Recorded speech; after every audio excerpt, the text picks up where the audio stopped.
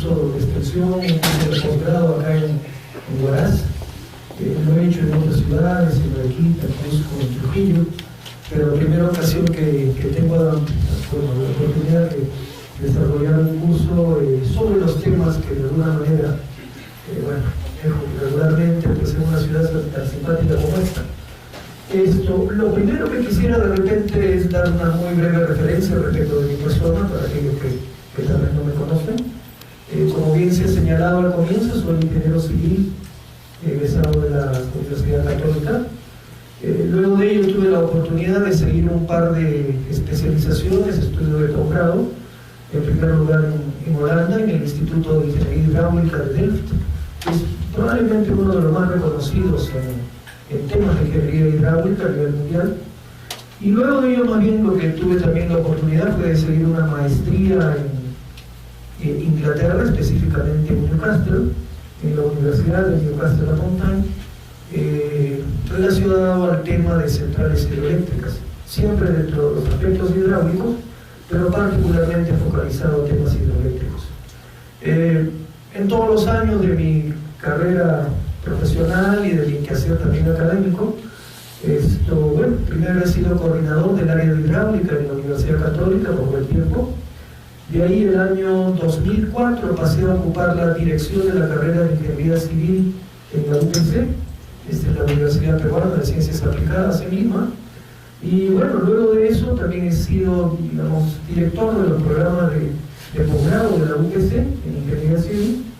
Y más bien últimamente, este cargo, bueno, lo he tenido hasta el año 2014, más recientemente, más bien lo que pensaba es dedicar más mi atención a lo que debería ser mi propia empresa consultora, motivo por el cual, como se señala ahí, tengo a mi cargo una pequeña empresa vinculada a temas de hidrología hidráulica, aspectos básicamente de consultoría especializada.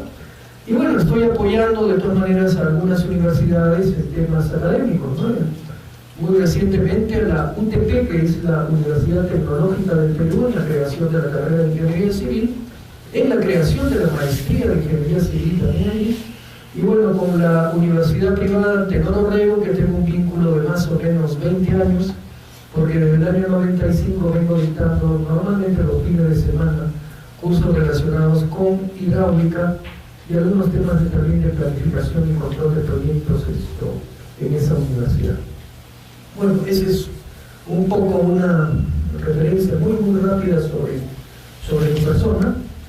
Y nada, de acá lo que vamos a tratar de ver es específicamente pues, los temas que corresponden a la sesión del día de hoy, y con la necesidad de desarrollar muchos proyectos de infraestructura, y que muchos de estos proyectos de infraestructura justamente demandan una adecuada planificación y aprovechamiento de estos recursos, más aún porque los recursos para la inversión pública, digamos, acá en el país, si bien el país ha ido mejorando, no son recursos pues, infinitos, sino que son recursos de alguna manera limitados.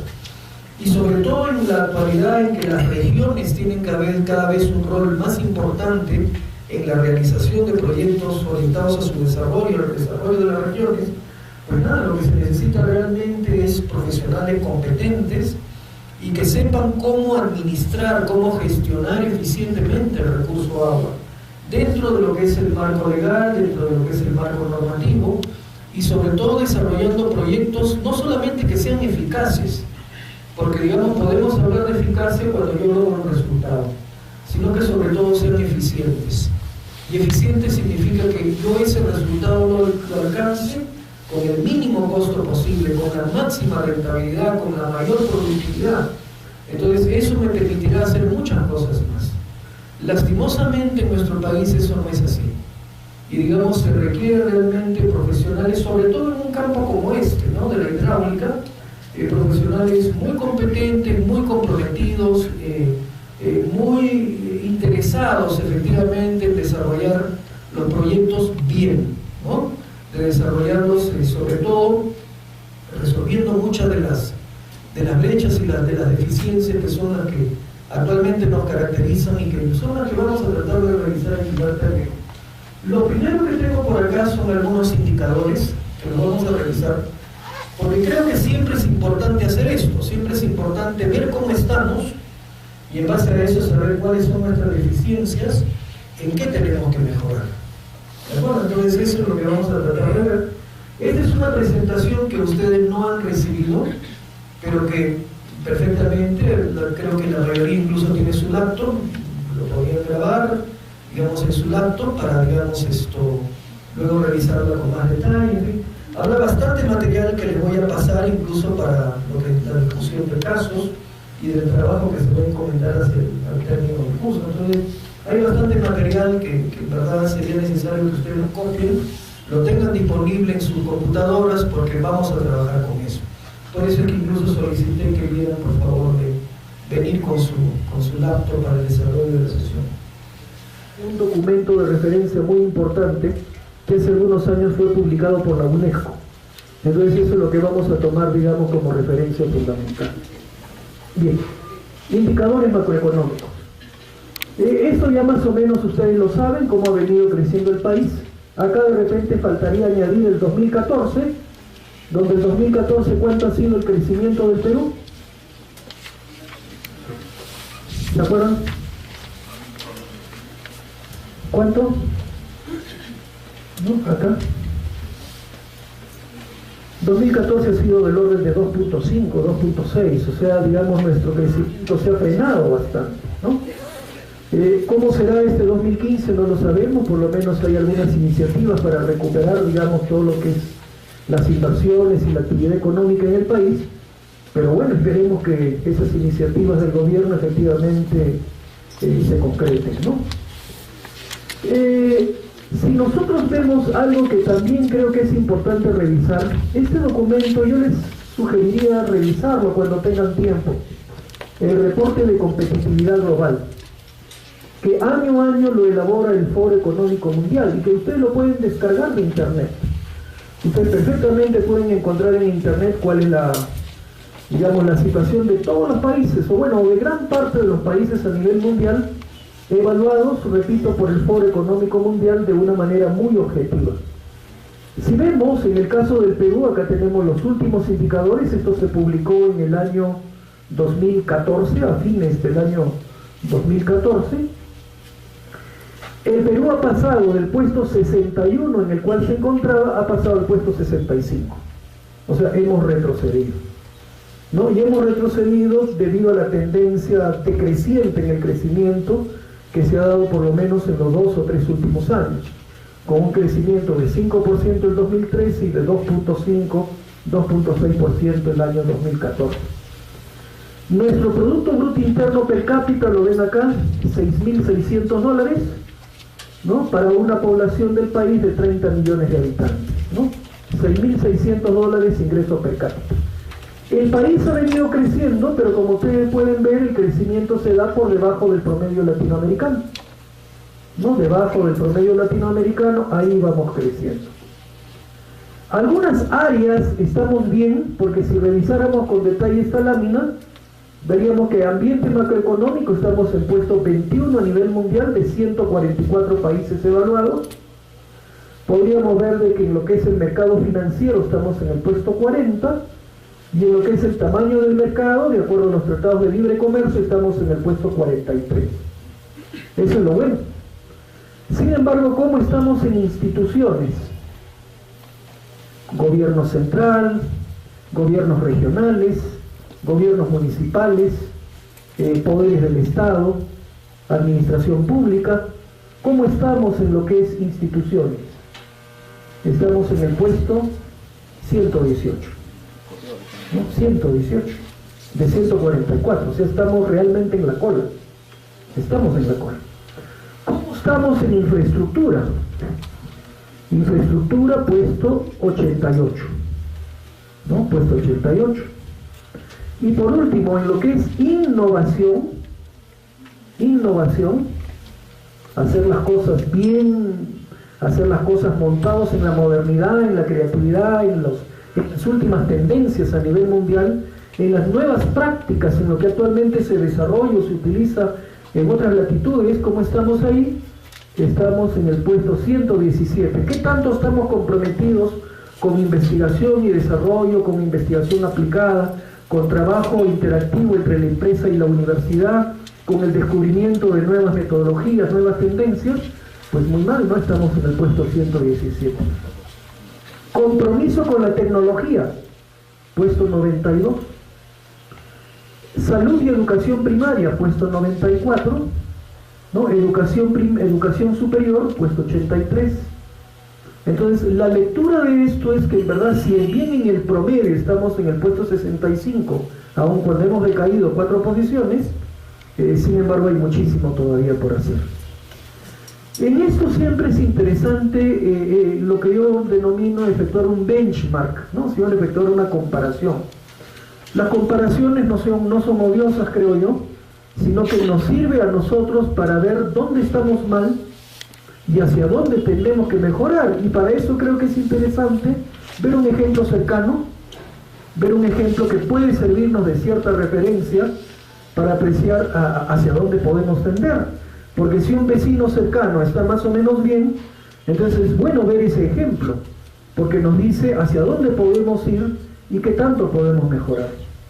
El caso de Chile es un caso muy interesante, vean ustedes, Producto Bruto Interno Per Cápita, 16.000, prácticamente, bastante más que el Perú, que está en 6.600.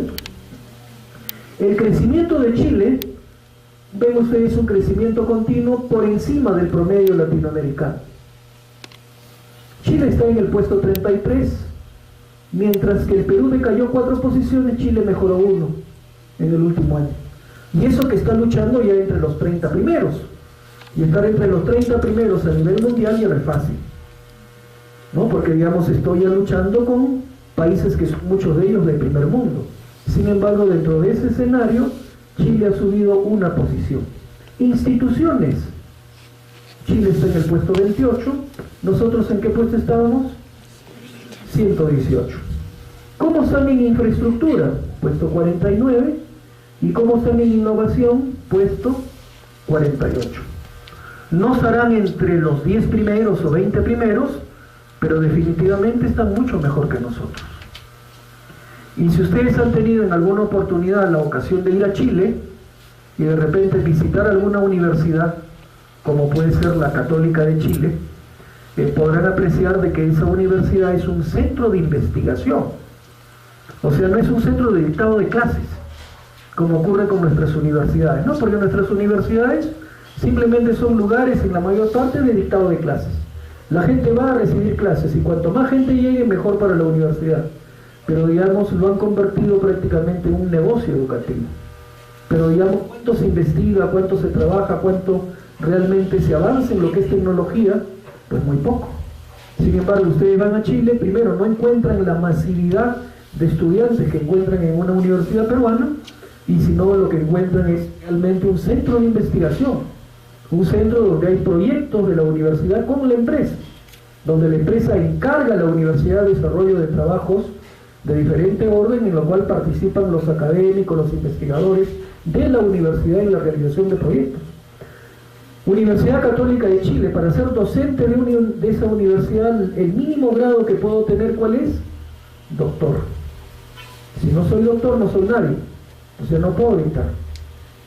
Mientras que nuestras universidades dictan incluso bachilleres, jefe de práctica, ¿no? Entonces, hay mucho que avanzar y corregir en ese sentido, ¿no? Bueno, el caso de Chile es un caso muy interesante a ver, y lo que nos dice es que, bueno, si Chile está así, ¿por qué nosotros no podemos estar? ¿No? Entonces es simplemente cuestión de mejorar nuestras deficiencias. Y ustedes acá en este cuadro comparativo podrían ver, bueno, los mismos estándares, ¿no? Los países, Perú, Chile, bueno, no pretendemos estar cerca de este. Suiza, que es el número 1 a nivel mundial, con un Producto Interno Per Cápita de $81.000, que es 14 veces, prácticamente 14 veces el peruano, y donde, digamos, este país es el número 1 en competitividad global, ¿no? Pero, digamos, sí podemos tratar de estar muy cerca de lo que está Chile en muchos aspectos, ¿no?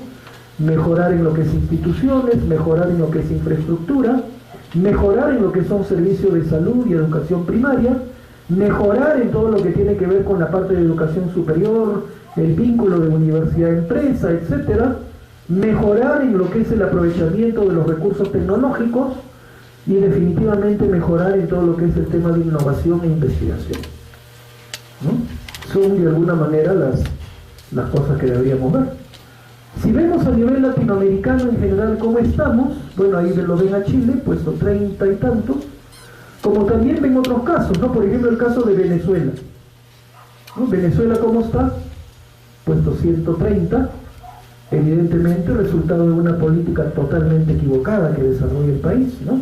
Y donde lo único que logra es tener enfrentamientos con Estados Unidos, enfrentamientos con Europa, enfrentamientos con algunos países latinoamericanos, con lo cual no gana nada.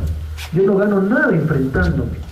En un mundo globalizado en el que tengo que interactuar con todos, en que todo es global, ¿no? No puedo ir luchando pues contra todos los demás, tratando de hacer prevalecer algunas ideologías porque son absolutamente pues anticuadas en muchos aspectos, ¿no? Brasil, a pesar del tamaño del país y a pesar de las dificultades que Brasil tiene, sin embargo pueden apreciar que se mueve más o menos en el puesto 50.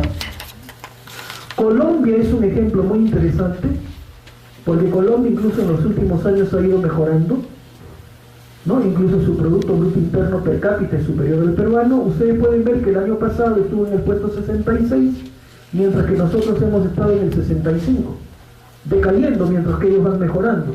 Lo más probable es que en el reporte del 2015, quien esté adelante, debe estar adelante Colombia, y siguiente debe estar el Perú, ¿no? Entonces, son ejemplos interesantes a revisar. Argentina igual, vean ustedes cómo ha ido decayendo, igualmente por todos los problemas, tanto de la política interna, de la política externa y los casos de corrupción que hay en Argentina. Argentina está en el puesto 104. Entonces, nada, esto es una lámina, es una evaluación interesante a ver. Como digo, todo eso lo pueden encontrar ustedes en el reporte de competitividad global, que lo pueden descargar de internet, lo pueden leer ustedes en cualquier momento, pero que nos da una idea precisa, bueno, de cómo están.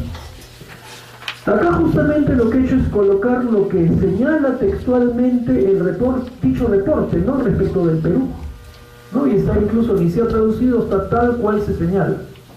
¿Y qué cosa es lo que nos dice? A pesar de que el Perú ha caído 4 posiciones al puesto 65, pues el país continúa posicionado dentro de la primera mitad, o sea, como son 144 países evaluados, la primera mitad es 72, está dentro de estos 72 primeros. Sin embargo, ¿qué cosa es lo que preocupa?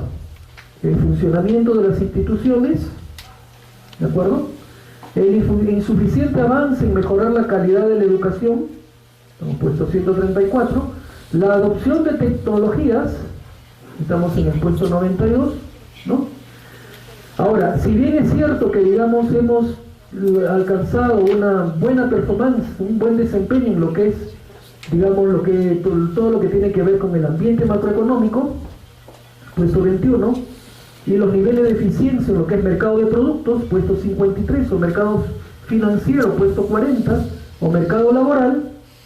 Sin embargo, digamos, igualmente el Perú tiene pues una serie de retos importantes a resolver y que de alguna manera se podría decir, incluso como lo señala el mismo estudio, son retos más bien de tipo estructural. Porque ¿qué cosa es lo que sucede? Nosotros en los últimos años, en los últimos 10 años, hemos venido mejorando continuamente, pero es que en esa etapa que hemos resuelto simplemente salir del fondo donde estábamos, ¿no? Porque si ustedes lo recuerdan, bueno, probablemente no lo recuerden mucho, sobre todo los que son jóvenes, pero digamos, del año 85 al 90 tuvimos un periodo realmente calamitoso, ¿no? Donde el país llegó a estar realmente en el fondo, ¿no? A un nivel tremendamente bajo, donde peor no podía estar.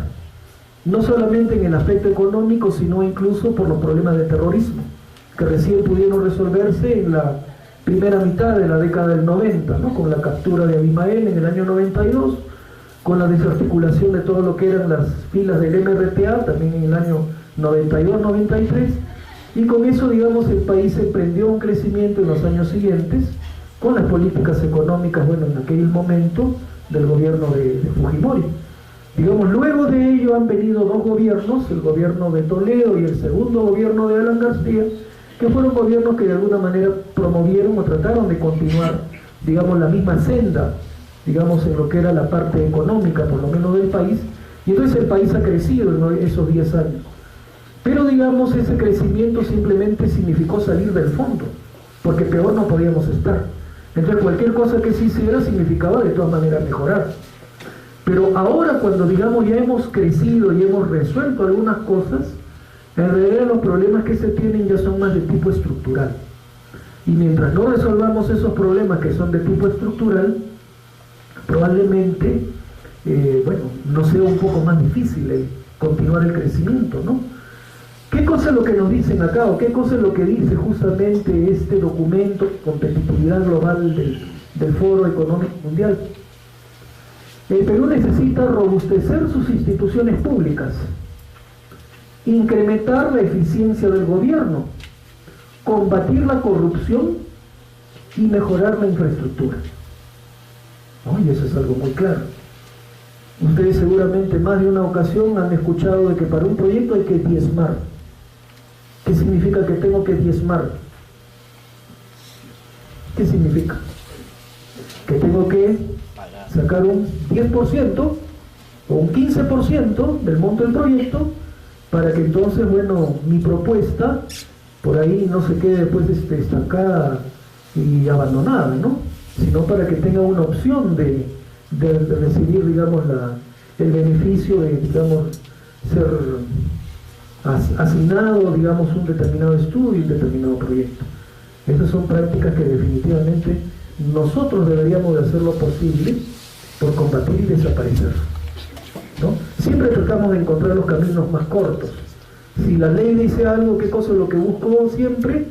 El atajo, ¿no? ¿Cómo me salgo de la ley y cómo puedo encontrar un camino mediante el cual le busque pues una triquiñuela para no cumplir con la ley, ¿no? Eso es lo que nos caracteriza, ¿no? Entonces, mientras eso no lo cambiemos, mientras las organizaciones públicas en muchos casos estén llenas de personas que justamente viven de eso, viven de la coima, viven de la prebenda, viven de los caminos cortos, pues es muy difícil que las cosas se puedan resolver favorablemente, ¿no?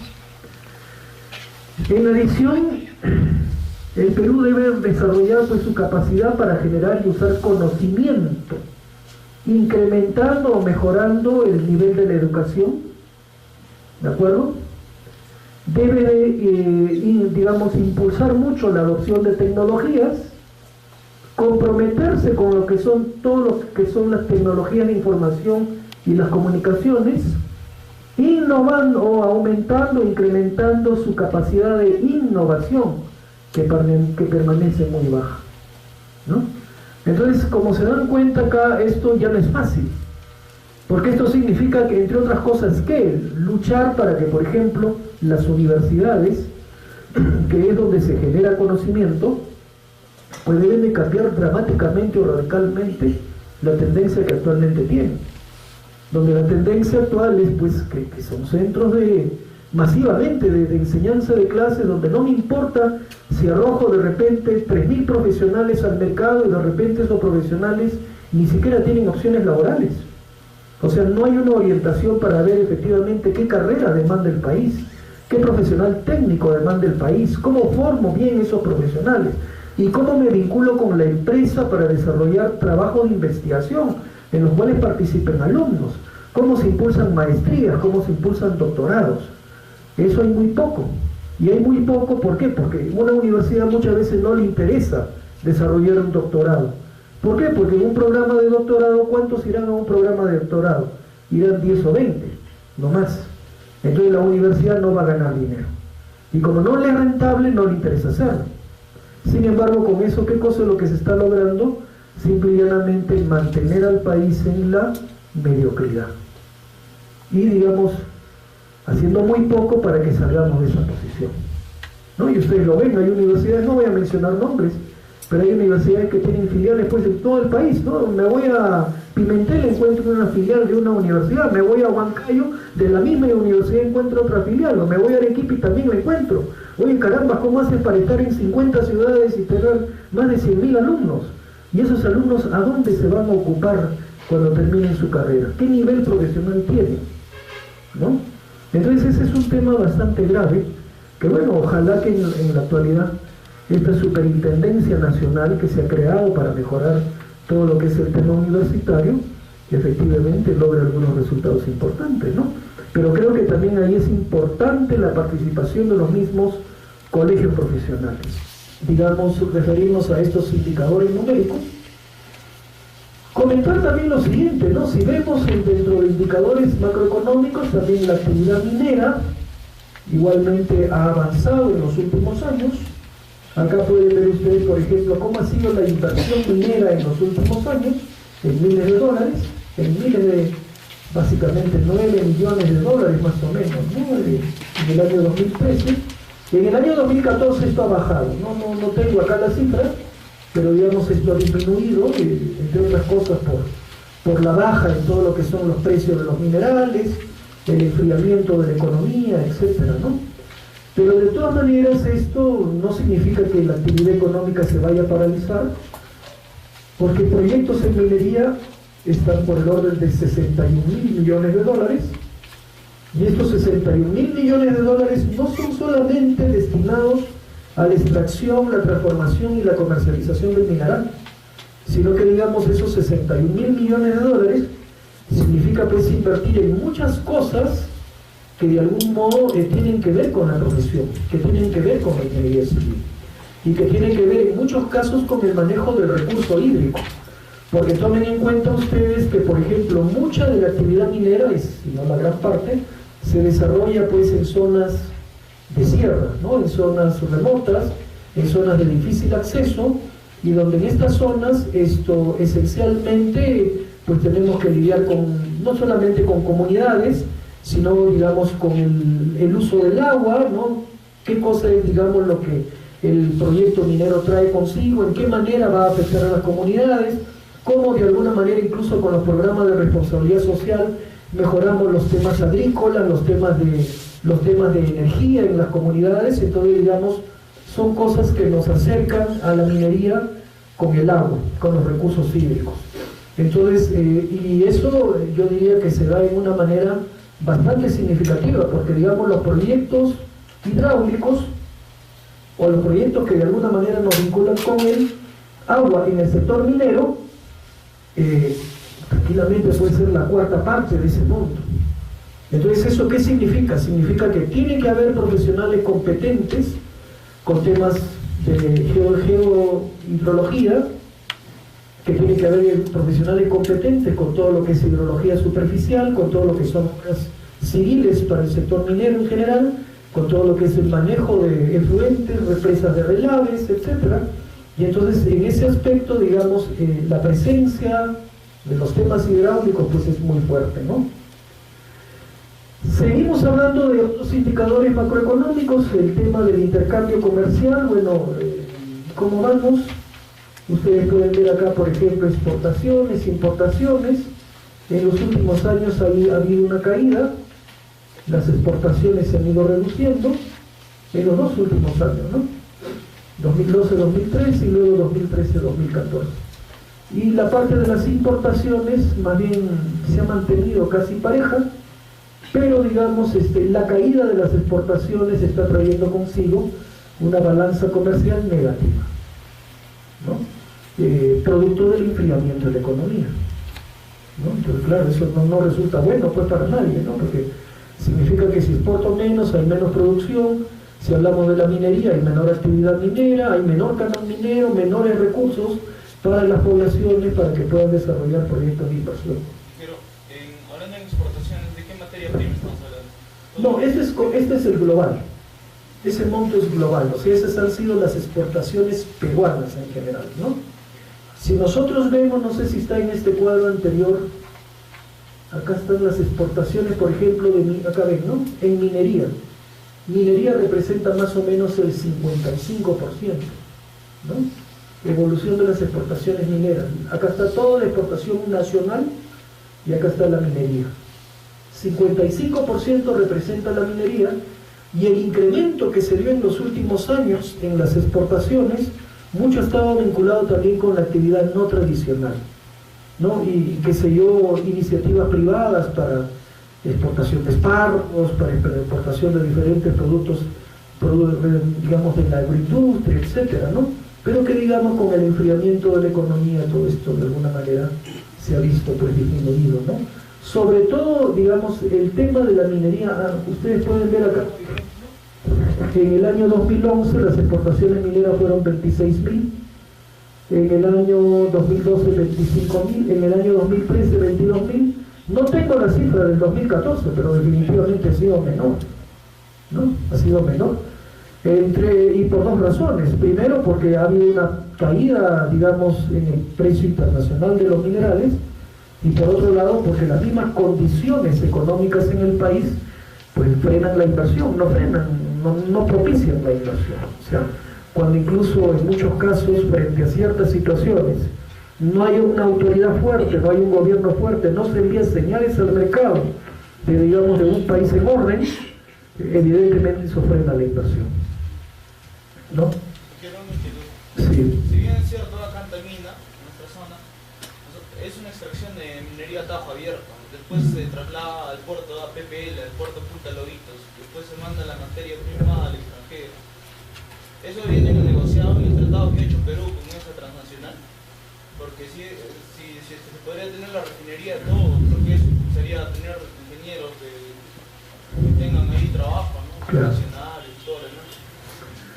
Habría que revisar realmente, ¿no? Eso no podría dar una respuesta en este momento de cuáles las condiciones de esos contratos, ¿no? Porque ahí habría que revisar cuáles han sido los contratos que hayan sido firmados, bajo qué términos, y cuáles son al final de cuentas los objetivos mismos de la empresa, ¿no?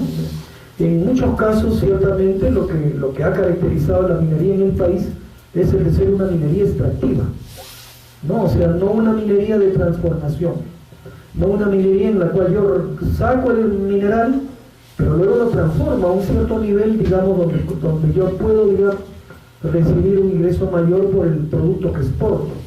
Pero en fin, eso ya tiene que ver con muchas cuestiones que requerían un análisis mucho más detallado y ver al final de cuentas cuáles son los términos también entre los que se suscriben, digamos, los diferentes contratos entre el Estado, las empresas mineras y la actividad que éstas van a tener con sus clientes, en fin, una serie de cosas que hay de por medio, ¿no?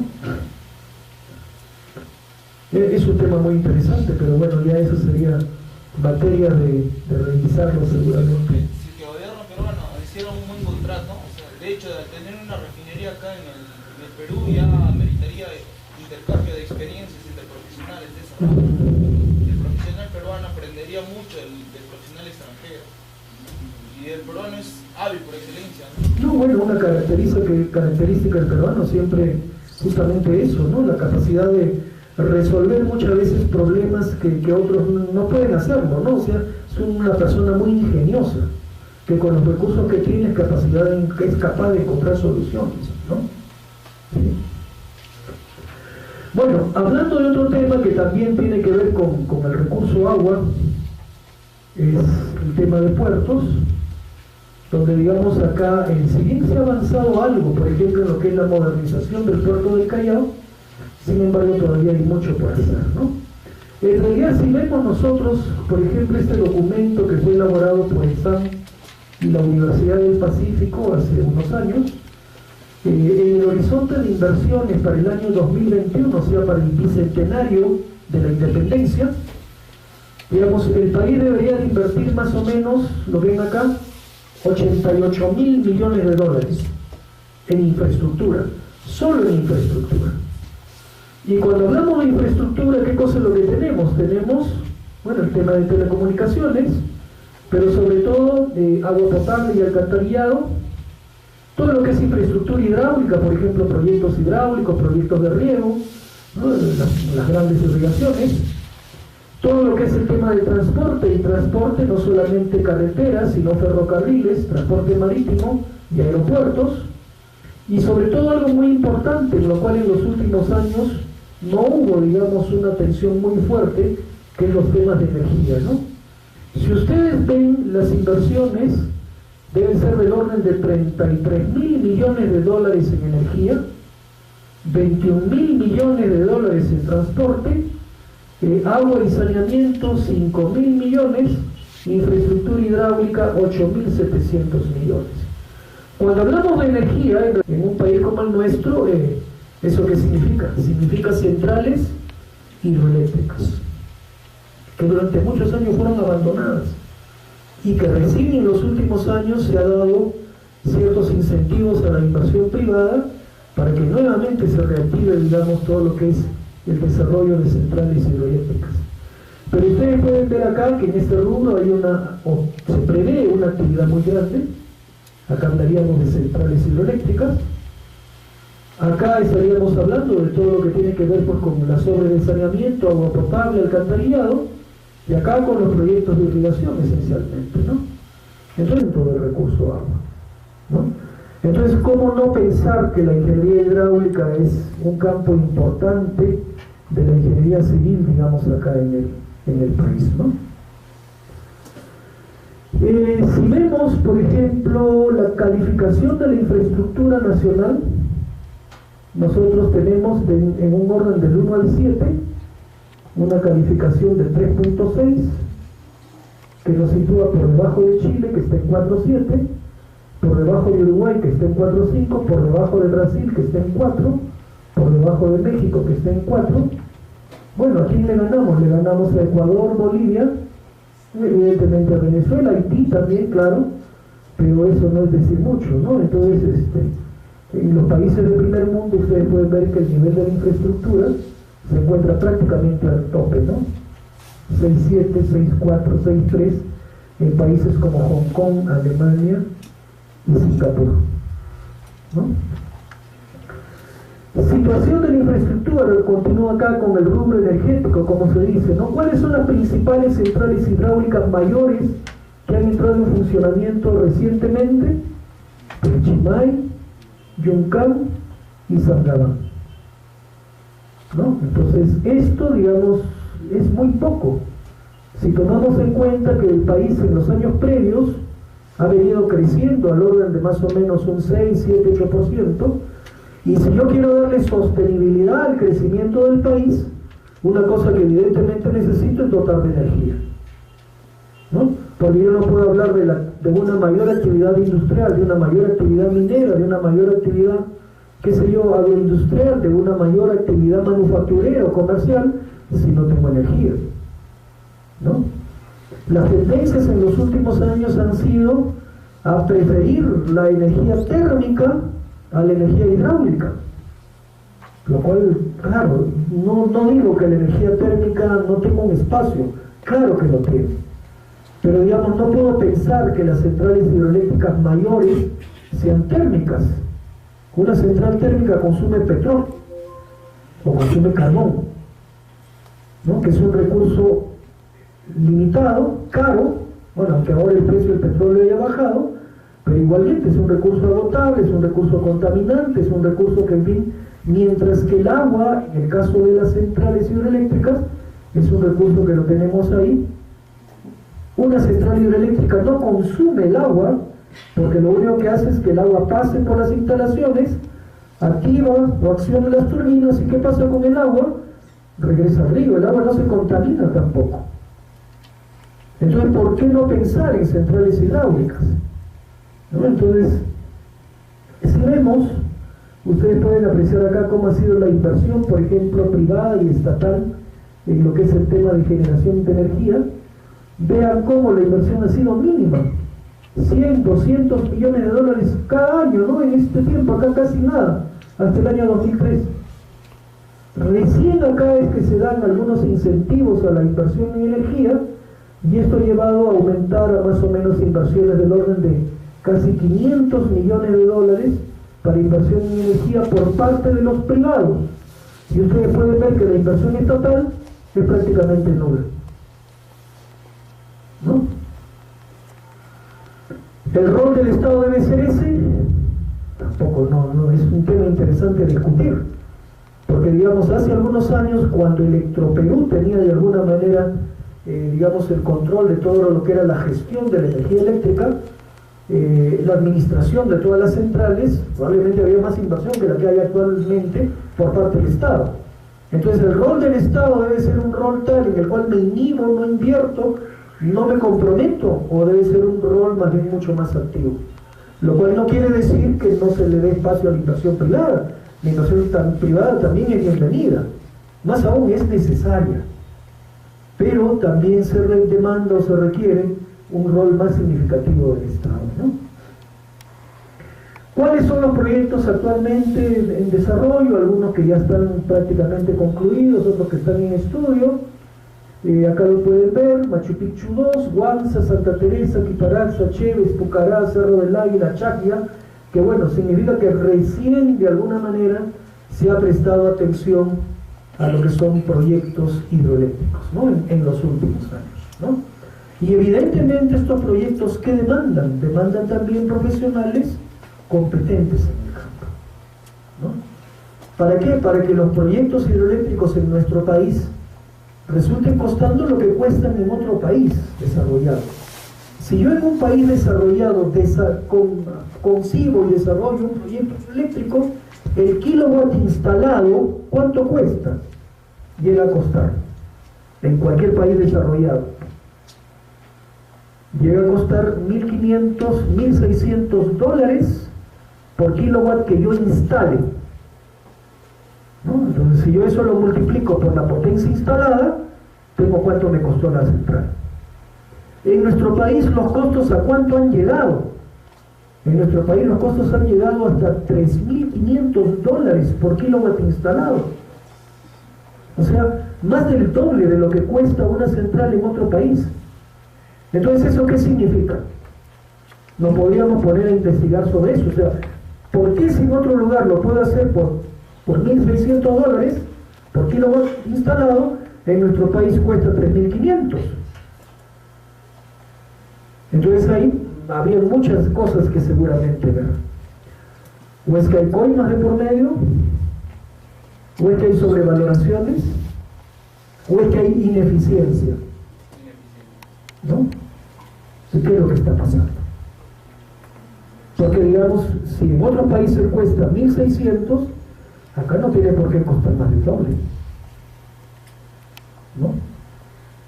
Entonces, cuando vemos que hay una inversión importante, una cuestión realmente significativa es velar por la eficiencia de esa inversión, ¿no? Bueno, acá tienen ustedes lo que ya vimos: centrales hidráulicas como Chimay, Yuncán, Santarán, centrales térmicas que se han desarrollado, ¿no? Ventanilla, Chilca, y ustedes pueden ver cómo en los años últimos las centrales hidráulicas que entraron en funcionamiento en la década, bueno, a inicio de los 2000, Chimay, Yuncán y Sangabán suban en conjunto 150 más 130 más 110, cerca de 400, mientras que en centrales térmicas más de 800, ¿no? Un contrasentido, ¿no? En un país con tanto recurso y con potencial hidroeléctrico, ¿no? Bueno, acá está cómo ha ido evolucionando la producción de energía eléctrica en el país en los últimos años. La participación de la central hidráulica y térmica. Vean ustedes que, por ejemplo, en el año 95, o sea, hace 20 años, la participación hidráulica era 12.937 gigawatts hora y la térmica era casi 4.000, o sea, 13.000 a 4.000. ¿La térmica representaba cuánto? La térmica representaba la tercera parte. ¿Cuánto representa ahora la térmica? 22.000 y 22.900, casi 23.000. ¿Quién es mayor? La térmica. ¿Eso debería ser así? No debería ser así. ¿Qué cosa es lo que falta también acá? Una visión a largo plazo, un planeamiento, ¿no? Ver cómo vemos nuestro país en un horizonte de 20 años y orientarnos a llegar a ese horizonte, o sea, una visión del país. Hace muchos años, bueno, en la época del gobierno militar, existía el Instituto Nacional de Planificación, el INAP, que bueno, el gobierno militar tuvo muchas deficiencias, pero de todas maneras una cosa importante señalar es que por lo menos había un ente que trataba de ver cómo se proyectaba el país en los años venideros, y ese era el rol del Instituto Nacional de Planificación. ¿Quién tiene actualmente ese rol a nivel país?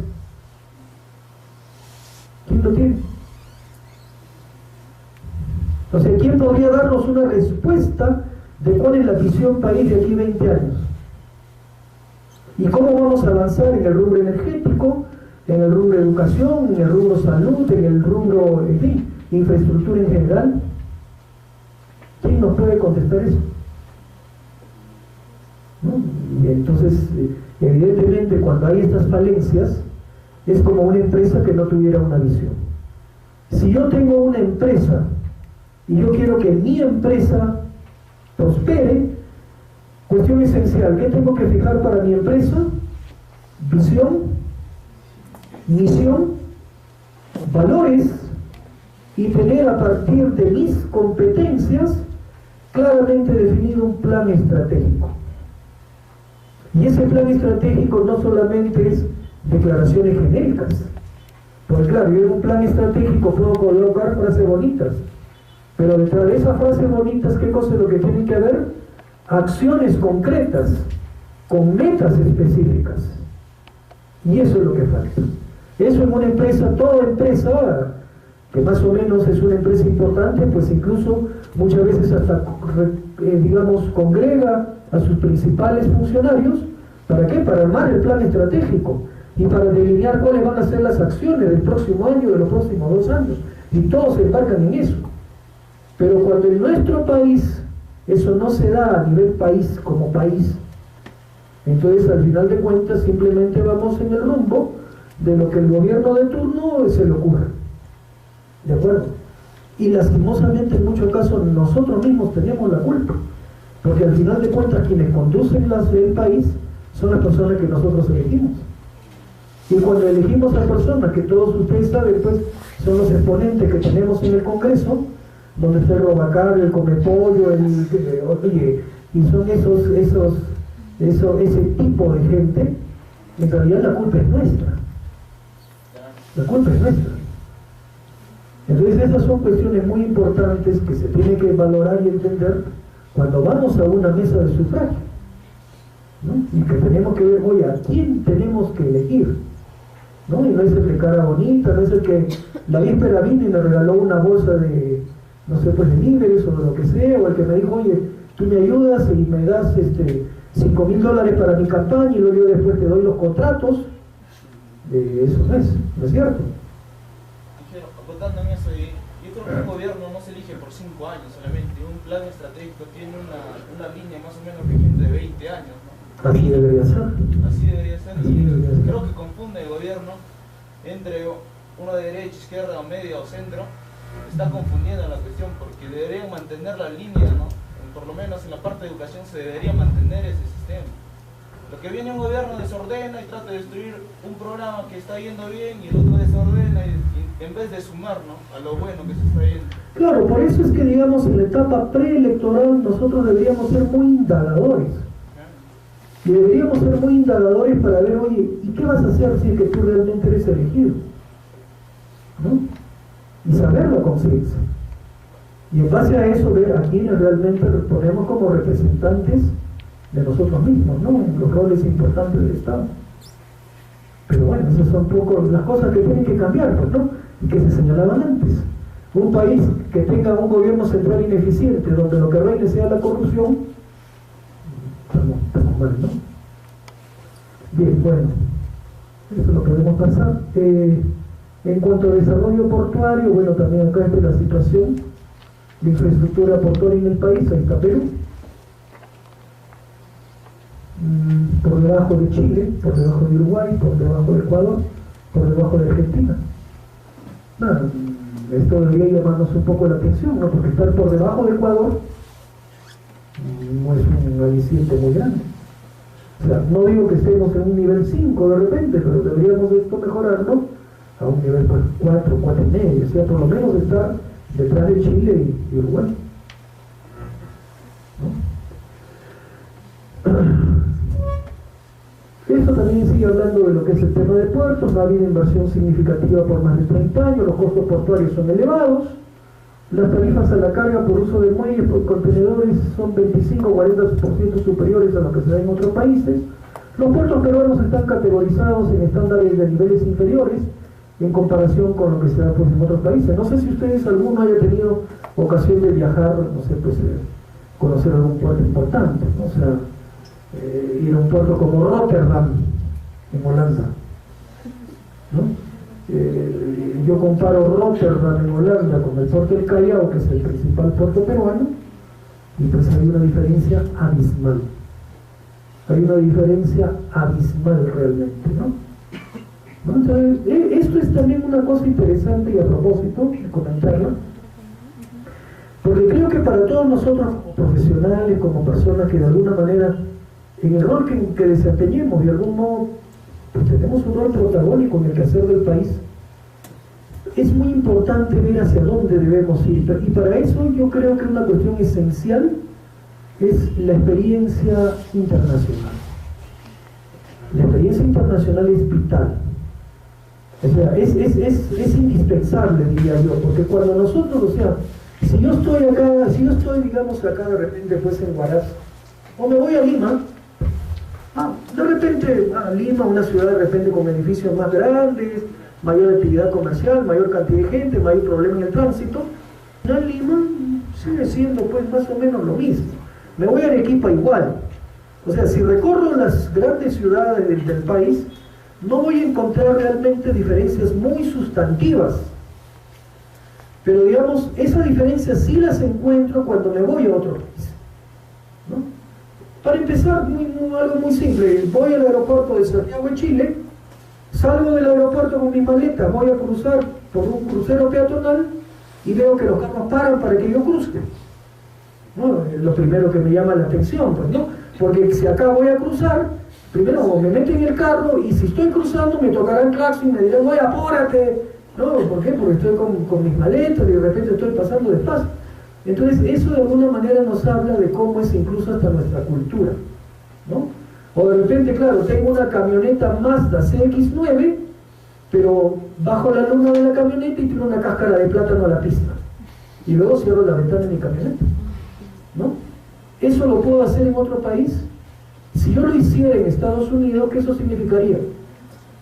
Probablemente que termino con una multa de 500 o 1000 dólares, o de repente tengo que estar delante del juez, ¿no? Y claro, muchas veces el peruano cuando va a Estados Unidos se transforma, es otro, se vuelve gringo, pero cuando regresa al Perú, pues regresa a la jungla, ¿no? Y entonces, todo lo que de repente en Estados Unidos se cuidaba de hacer, acá vuelve, digamos, a la rutina diaria, ¿no? Entonces, esas son cosas que nosotros, entonces, por eso, y no solamente en esto que es medio gracioso, pero digamos, ver otros países y ver, por ejemplo, cómo la infraestructura en Brasil. Yo voy a Sao Paulo y veo cómo son las carreteras en Sao Paulo. O me voy a Miami y veo igualmente cómo la infraestructura vial en Miami. O me voy a Alemania y veo las autopistas alemanas. O me voy a Praga y veo cómo cuidan el centro histórico en Praga, ¿no? Entonces son lugares, los que menciono, que en realidad vale la pena ver y conocer, ¿no? Sobre todo porque eso creo que nos da una idea hacia dónde debemos avanzar, ¿no? Ciudades como Praga, he tenido la suerte de conocer Praga, es una belleza de ciudad. Muchos hablan, pues, qué sé yo, de Roma, París, qué sé yo, Londres, ¿no? De repente, o Madrid, pero realmente uno va a Praga y es una pintura de ciudad, una ciudad bellísima, bellísima.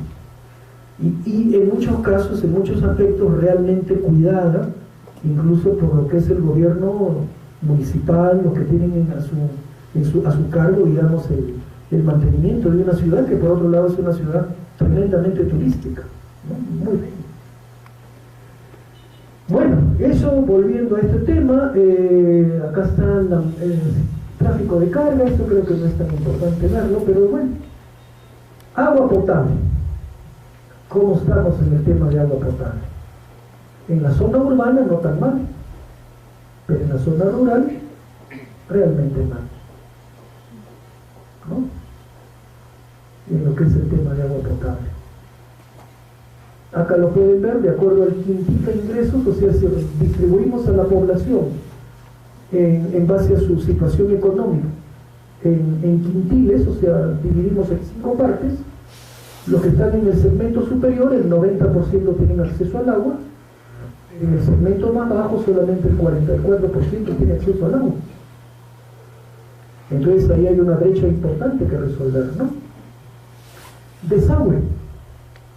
Acceso a desagüe o pozo séptico. Vean ustedes cómo esto ha ido evolucionando en el país, ¿no? Pero igualmente los índices pues son inferiores a los que se dan en otros países, incluso latinoamericanos, ¿no? Acá lo pueden ver, acceso al servicio de saneamiento en general, en la zona urbana, 81%, en la zona rural, 4%. Porque ¿qué cosa es lo que predomina? Pues pozos sépticos, etcétera, ¿no? A nivel nacional, 59%. Esa es la situación del país. Bien. En cuanto a proyectos de irrigación, igualmente, ¿no? En proyectos de irrigación, bueno, antes todo esto lo manejaba.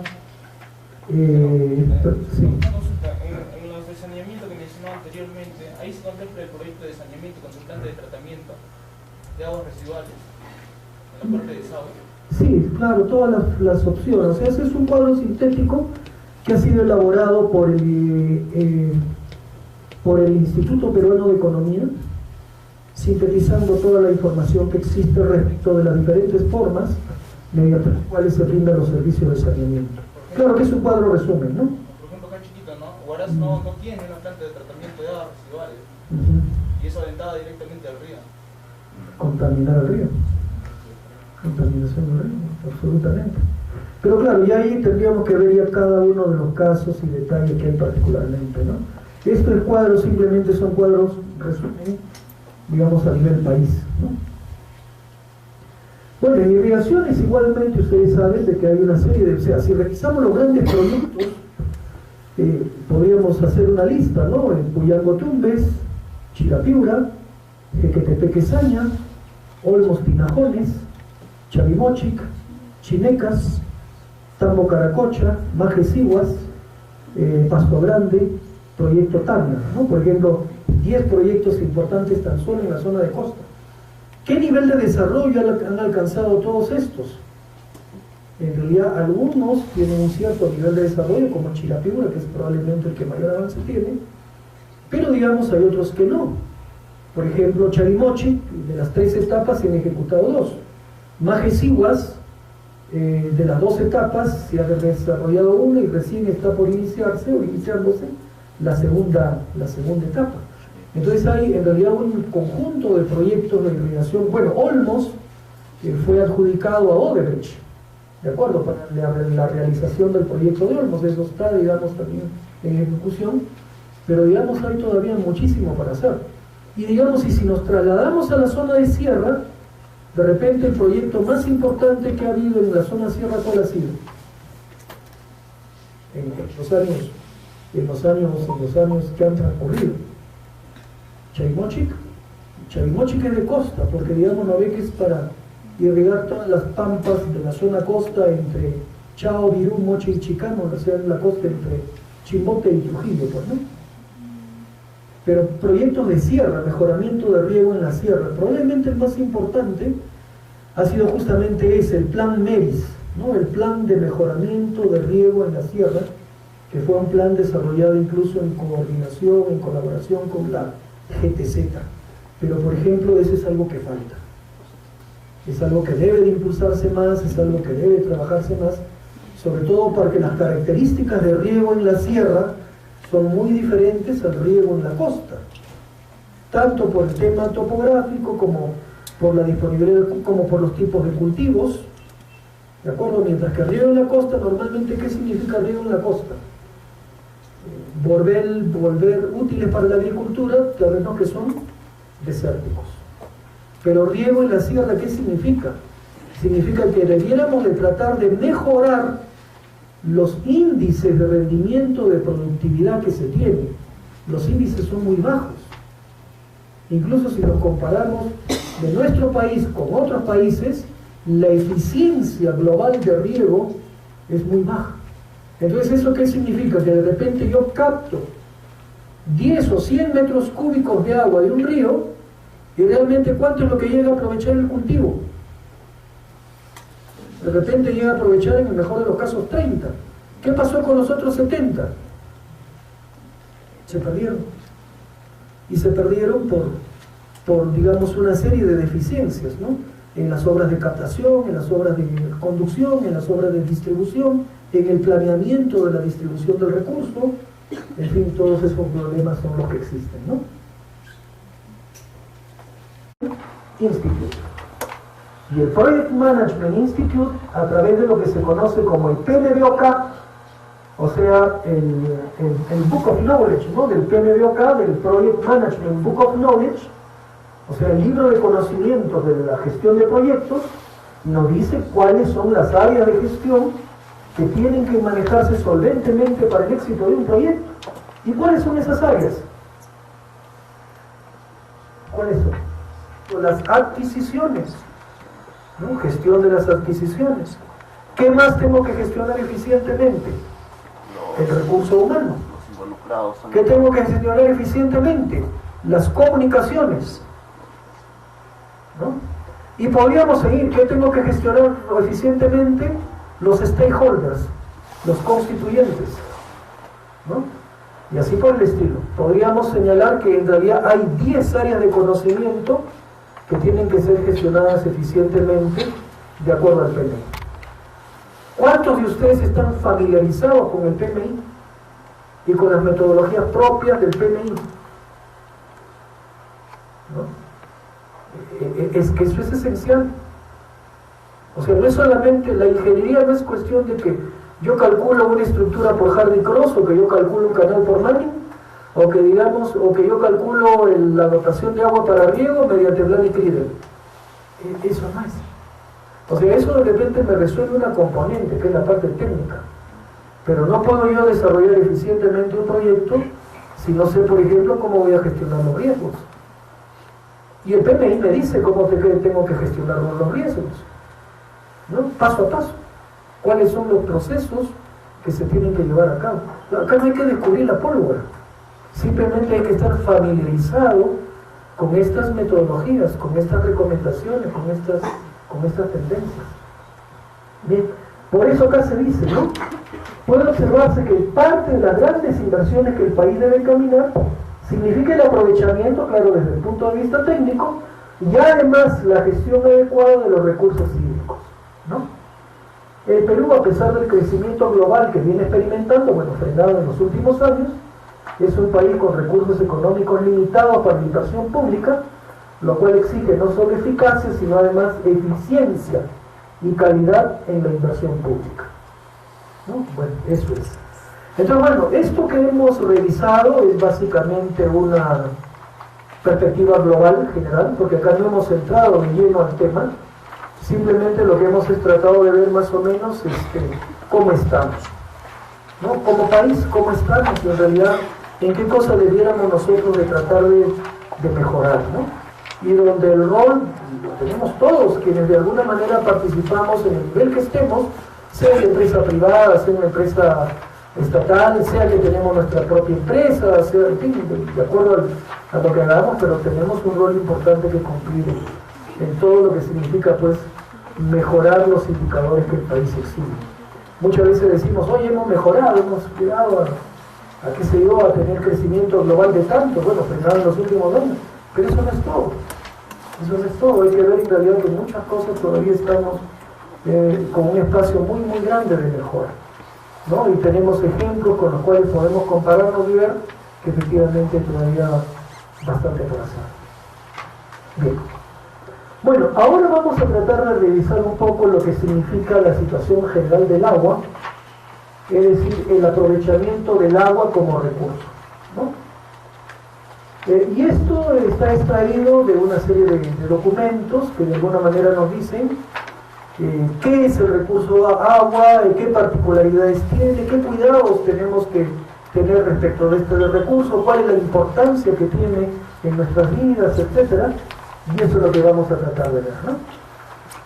Como se dice acá, ¿no? La vida en nuestro planeta depende del agua.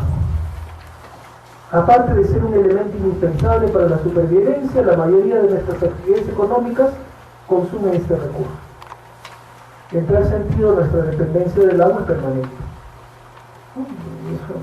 Nosotros lo vivimos cada día, ¿no? Desde el momento que me levanto en la mañana y me voy a pegar un baño, estoy consumiendo agua. O de ahí me voy a tomar mi desayuno y de ahí me voy a tomar un café, estoy consumiendo agua, ¿no? Y el agua la vamos a consumir en muchos momentos, dependemos de él, es un recurso vital.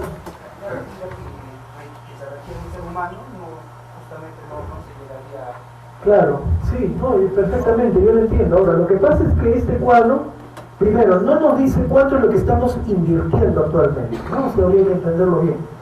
Esto lo que nos dice es cuál es la brecha de inversión en infraestructura hasta el año 2021 que tiene el país. O sea, si queremos nosotros salir de ese puesto 88 en el que estamos, en infraestructura, y quisiéramos mejorar, no digo para estar a nivel de Chile, pero por lo menos llegar a un puesto 50, 60, y llegar al bicentenario con una infraestructura razonablemente buena, que cumpla, digamos, las exigencias mínimas para una vida saludable, para un transporte más o menos eficiente, en fin, para que el país tenga la energía para, digamos, dotar justamente de energía tanto para lo que es el consumo domiciliario, pero también el consumo industrial, comercial, minero, etc. Entonces, estas son las cifras que ha determinado el Instituto Peruano de Economía, que es lo que el país debería de invertir, ¿no? Lo cual no quiere decir que sea esto lo que se está invirtiendo, ¿de acuerdo? Pero lo que nos dice esto es que, por ejemplo, en energía, donde no se ha hecho casi nada, evidentemente hay una brecha muy grande. Y que de repente en saneamiento, donde de todas maneras, siempre los proyectos de los gobiernos locales, regionales, siempre involucran alguna componente de saneamiento, digamos, en ese sentido, pues, algunas cuestiones mínimas se han cumplido. Ustedes ven que los principales problemas con las láminas que presentamos es que no es tanto en el tema del agua potable, donde más o menos la dotación creo que estamos en el orden del 80 y tantos % en la zona urbana, aunque en la parte rural es menos, pero por ejemplo en la parte de obras de saneamiento, o sea, alcantarillado, ahí sí hay mucho que mejorar, sobre todo porque en muchos aspectos se maneja pozos sépticos, en fin, qué sé yo, ¿no? Pero bueno, de todas maneras, estas son cifras. Claro, esto también, todo esto es discutible, ¿no? Porque yo podría decir, oye, ¿por qué 5.000 tan poquito, que incluso está por debajo de lo que es irrigaciones?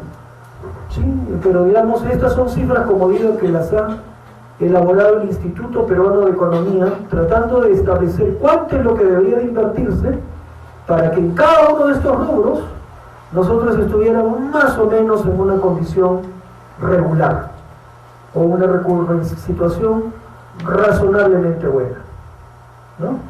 Pero claro, todo esto, incluso si nosotros, esta evaluación fue hecha en el año, a fines del 2011, y digamos, ya de entonces han pasado 4 años. Si nosotros ahora hiciéramos una evaluación, probablemente ese monto, ¿cómo sería? ¿Sería igual o sería menor o mayor? ¿Qué creen ustedes? O sea, si el día de hoy hacemos nuevamente la misma evaluación, ¿sería menor porque ya se han hecho trabajos o sería mayor porque, en fin, ¿qué creen? Si hacemos una evaluación el día de hoy, ese monto, que ahí es 88, probablemente resultaría ser 120.000. ¿No? Probablemente, por varias cosas. Primero porque, digamos, se entiende que conforme van pasando los años, las necesidades van aumentando. ¿Por qué? Por crecimiento vegetativo de la población, más habitantes, más necesidades que cubrir, porque de todas maneras la actividad económica que demanda recursos, conforme el país crece, pues eso retroalimenta más y más recursos, ¿no?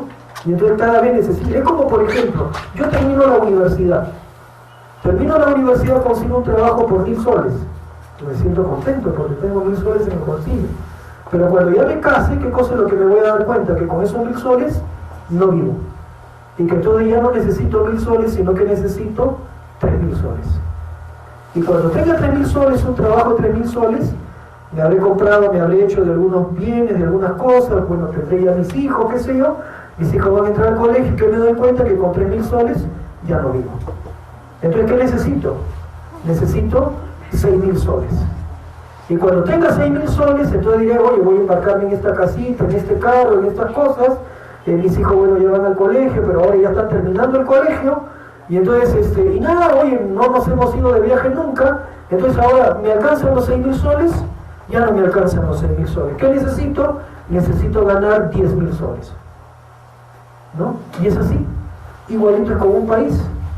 Igualito es con un país. O sea, un país conforme va desarrollándose, ¿qué significa? El país va demandando más recursos. Entonces no es que invertí, entonces ahora le requiero menos. Falso. Requiero más. Y si nosotros hiciéramos la evaluación ahora, probablemente el país lo que demandaría sería 120.000 millones de dólares en inversión en infraestructura. Más aún, porque en los últimos años, en muchos aspectos, no ha habido inversión. O ha habido, de alguna manera, un abandono de ciertas cosas. Ustedes ven hasta el estado de las carreteras. La carretera Lima-Huaraz, hace algunos años, era muy buena. ¿Cómo está la carretera Lima-Huaraz el día de hoy? Bastante deteriorada, ¿no? Igualmente, nos vamos por la selva central, la carretera Tarma-Satipo era muy buena. ¿Cómo está la carretera Tarma-Satipo el día de hoy? Bastante deteriorada. Por cuestión de trabajo, en muchos casos me ha tocado viajar a proyectos de carreteras que tienen 2 años de antigüedad y que ya están deterioradas. Entonces, ¿ahí a quién le echamos la culpa? ¿No? Entonces no significa, y eso también tiene que ver con inversiones mal efectuadas y con poco control del Estado, proyectos que se desarrollan y que nadie realmente supervisa. Por ejemplo, no voy a mencionar el nombre de la empresa, pero hace poco me tocó ir a ver la carretera Aguaitía-Puente Chino. Aguaitía-Puente Chino, la zona de selva, Pucallpa. Puntos críticos en la carretera un montón, producto de que se desmorona, digamos, la carretera va bordeando de los cerros y entonces los taludes, por efecto de la lluvia, se van desmoronando. Ok. Bueno, entonces, ¿qué cosa es lo que sucede? Hay una empresa que se encarga del mantenimiento y que le pagan por los metros cúbicos de material que remueve. Entonces, ¿qué cosa es lo que hace esa empresa? Se realizó este talud, entonces, ¿qué hago? Limpio todo eso y dejo el talud casi vertical. ¿Qué cosa es lo que estoy logrando con eso? Propiciando que en la siguiente lluvia, ¿qué va a ocurrir con ese talud casi vertical? Se va a desmoronar más. Entonces, ¿qué cosa es lo que va a resultar? Voy a cobrar más, porque mi metraje de movimiento de tierra va a ser mayor. Entonces, ¿dónde está mi negocio? Mi negocio está en eso. ¿Quién lo controla? ¿Se dan cuenta? Entonces, eso es lo que ocurre en nuestro país, ¿no? Ese es simplemente viveza.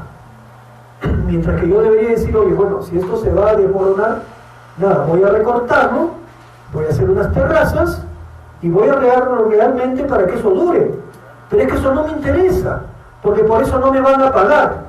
Lo que me van a pagar es por los metros cúbicos que yo movilice. Entonces, si yo voy y recorto el talud vertical y lo dejo ahí, oye, ya yo lo limpié, pero en el siguiente periodo, cuando vuelva a llover, ¿qué sucede? Que si antes se cayeron 100 metros cúbicos, ahora ¿cuántos se van a caer? Se van a caer 500. Y con eso, ¿qué voy a lograr? Voy a lograr quintuplicar, digamos, todo lo que es mi valorización, ¿no? Eso es lo que pasa en el día de hoy, en nuestro país, ¿no? Y eso es. Bueno,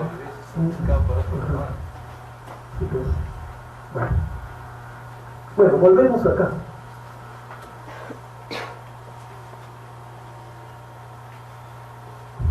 Estábamos en esto.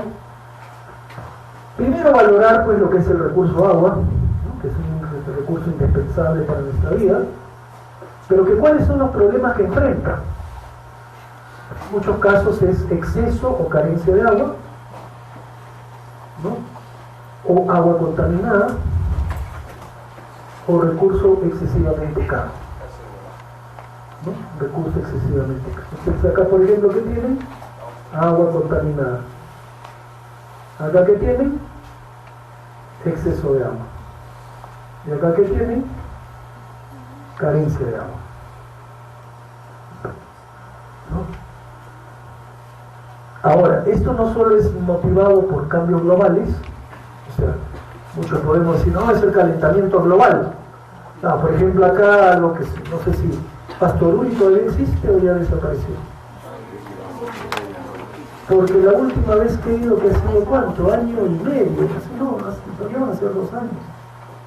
Ya lo que queda ver una franjita ahí en la parte de casi nada, ¿no? O sea, eso está, ¿no? El deterioro no es el resultado de los cambios globales, sino de factores promovidos por el hombre, ¿no? El crecimiento poblacional, los cambios en el uso de tierras, la urbanización a veces no planificada y la migración hacia áreas urbanas, ¿no? Todo lo cual plantea retos no antes vistos, ¿no? Y este tema de urbanización, por ejemplo, es muy interesante. La planificación del desarrollo urbano, algo que es absolutamente carente, ¿no? Y que ustedes lo ven y lo viven acá, incluso en la ciudad de Huaraz. O sea, Callejón de Huaylas es un lugar muy lindo, por todos los atractivos que tiene.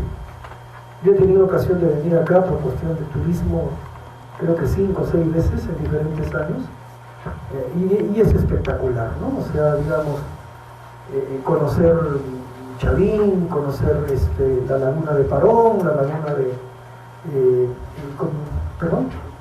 No, hasta por ahí no he llegado, pero por ejemplo conocer Pastoruri, ¿no? Conocer, bueno, las ciudades, ¿no? O sea, lo que los restos de la ciudad de Yungay, en fin, Yanganuco, la laguna que está detrás de la de Yanganuco, ¿no? Que está ahí a 5 minutos, ¿no? Pero la segunda laguna, ¿no? De la de Yanganuco. O de repente la ciudad muy simpática que también es la de Caraz, en fin, pues es muy bonito, ¿no? Pero digamos, incluso si hablamos de orden en el desarrollo de las ciudades, yo diría que Caraz está más ordenado que Huaraz, ¿no? Caraz es más ordenado que Huaraz, ¿no? Si ustedes ven el crecimiento de Huaraz, y el crecimiento de Huaraz es medio caótico, ¿no? O sea, ¿qué falta? Falta planeación de todo lo que es el desarrollo urbano. O sea, es que este lugar es un lugar tan lindo, pero donde debería de partir por tener una ciudad que sea una pintura, que lo pueden tener, ¿no? O sea, pero eso ¿qué requiere decisión. Pero desafortunadamente eso no ocurre, digamos, con el centro de la ciudad, ¿no? O sea, el centro de la ciudad es desordenado, caótico, sucio. Entonces, no es la mejor, digamos, no es la mejor presentación que le doy al turista. O sea, los alrededores son magníficos. La vista que tengo cuando voy por el aeropuerto de Anta y toda esta zona y veo allá al fondo el Huascarán y el Guandoy, y lo veo desde ese mirador que hay a mitad de camino. No sé si ustedes lo han visto, el mirador. Hay un mirador, ¿no es cierto?, en el camino ¿no? Entonces, una vista espectacular. O sea, sin embargo, ¿por qué no tener ese mismo amor, ese cuidado por la ciudad y tener una ciudad que realmente sea linda? ¿No? O sea, como ocurre en otros lugares. Si ustedes van a Barcelona, ¿no? Ustedes van a Barcelona, y Barcelona es una ciudad muy grande, pero digamos, turísticamente es una ciudad que atrae tanto turista, y que no es solamente por ir a visitar las Ramblas, o por comer las tapas, o por ver las construcciones de Gaudí, ¿no? Sino porque, digamos, como ciudad es todo un ejemplo. Es todo un ejemplo en lo que es la planificación del desarrollo de la ciudad y en el mantenimiento, digamos, de una situación armónica, ¿no? En lo que son las fachadas, la arquitectura, todo, ¿no? O sea, no es que yo vea un edificio de 10 pisos junto a un corralón, ¿no? Y donde el corralón tiene una puerta, qué sé yo, de calamina. O sea, creo que son cosas que se pueden mejorar realmente buscando consensos y buscando ciertos objetivos, ¿no? Que por ejemplo en el caso de Huaraz, decir, oye, caramba, Huaraz es la puerta de entrada del Callejón de Huaylas. Debería ser una puerta de entrada espectacular, ¿no? O sea, incluso no es por comparar, pero en ese sentido, por ejemplo, Cusco creo que hace mucho más. Si ustedes han conocido Cusco, el centro histórico de Cusco está muy bien cuidado, muy bien cuidado. Entonces, y esta es una ciudad que nada tiene que envidiar. O sea, es una belleza natural incontrastable, ¿no? O sea, Cusco es otra característica, ¿no? Es una ciudad más magnética, histórica. Es una sensación distinta cuando uno llega a Cusco, pero Cusco es una ciudad multicultural. Yo salgo, digamos, a las 10 de la noche en Cusco, al centro de Cusco, y me encuentro primero con un movimiento enorme de gente, y donde de 10 personas que están en la zona céntrica, 8 son turistas. Y entonces tengo la ocasión de interactuar, de conversar, de ver, o sea, hay mucha actividad, digamos, incluso nocturna, turística, cosa que por ejemplo falta acá, ¿no? Porque yo ayer he llegado acá en la noche, una ciudad media triste, medio oscura, no, o sea, creo que esta ciudad podría ser una ciudad más bien muy luminosa, muy viva, ¿no? Muy grande, ¿no? Muy importante, la puerta de entrada a una zona tan espectacular como es el Callejón de Guayas, ¿no? Pero eso tiene que ver justamente con los temas de urbanización. Bien.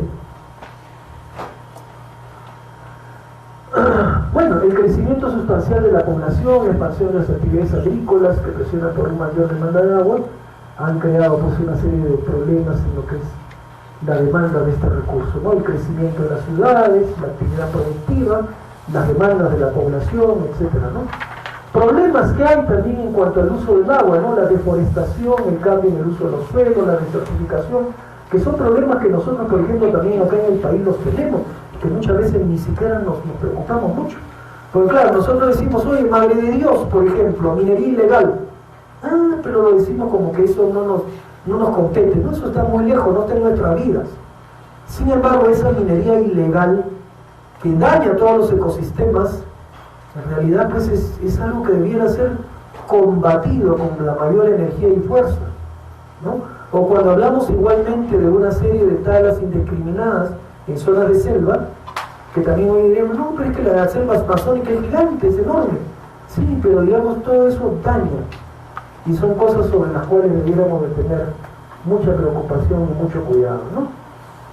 Se demandará esfuerzos enormes para alcanzar las 2 metas de desarrollo global del milenio, relativas al agua, cuales son reducir para este año a la mitad la población que no tiene acceso a servicios de saneamiento, 1.200 millones de personas a nivel mundial sin acceso al agua potable y 2.400 millones de personas sin redes de alcantarillado a nivel mundial, ¿no?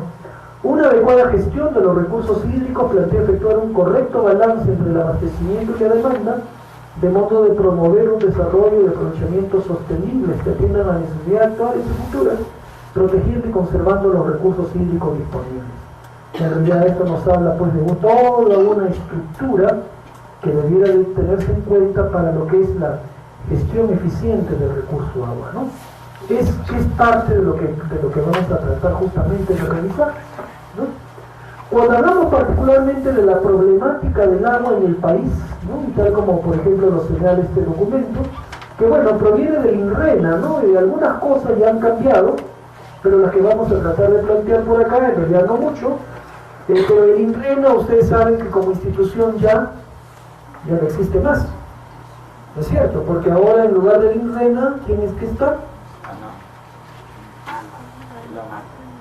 El INRENA era el Instituto Nacional de Recursos Naturales, pero el Instituto Nacional de Recursos Naturales ya no existe. Ahora a nivel nacional está la Autoridad Nacional del Agua, el ANA, y a nivel local, de las localidades, están las oficinas del ALA, ¿no? Autoridad Local del Agua. Bien. Pero de todas maneras acá es interesante ver esto, por ejemplo, ¿qué es lo que sucede, no? Por ejemplo, si vemos las diferentes vertientes del Pacífico, del Atlántico, y bueno, la mucho más pequeña, el lago Titicaca, acá están las áreas, podemos ver que la vertiente del Atlántico es muy grande, con todos los ríos amazónicos, mientras que la vertiente del Pacífico es menor, digamos, porque comprende pues a todos los ríos que conducen sus aguas finalmente al Océano Pacífico. Sin embargo, ustedes pueden apreciar que, digamos, la población mayormente se concentra en la costa, ¿no? Mayormente se concentra en la costa, en un 70%, y en un 20% en aquellos departamentos que están más bien ubicados sobre, digamos, cuencas que pertenecen a la vertiente del Atlántico. La disponibilidad del recurso hídrico es, ustedes pueden apreciar, mucho más pequeña en la vertiente del Pacífico, y en la vertiente del Atlántico es enorme, ¿no? Enorme. ¿Y eso por qué? Porque claro, si hablamos del Amazonas, ¿alguno de ustedes ha ido a Iquitos? ¿Sí? ¿Qué dimensiones tiene el Amazonas?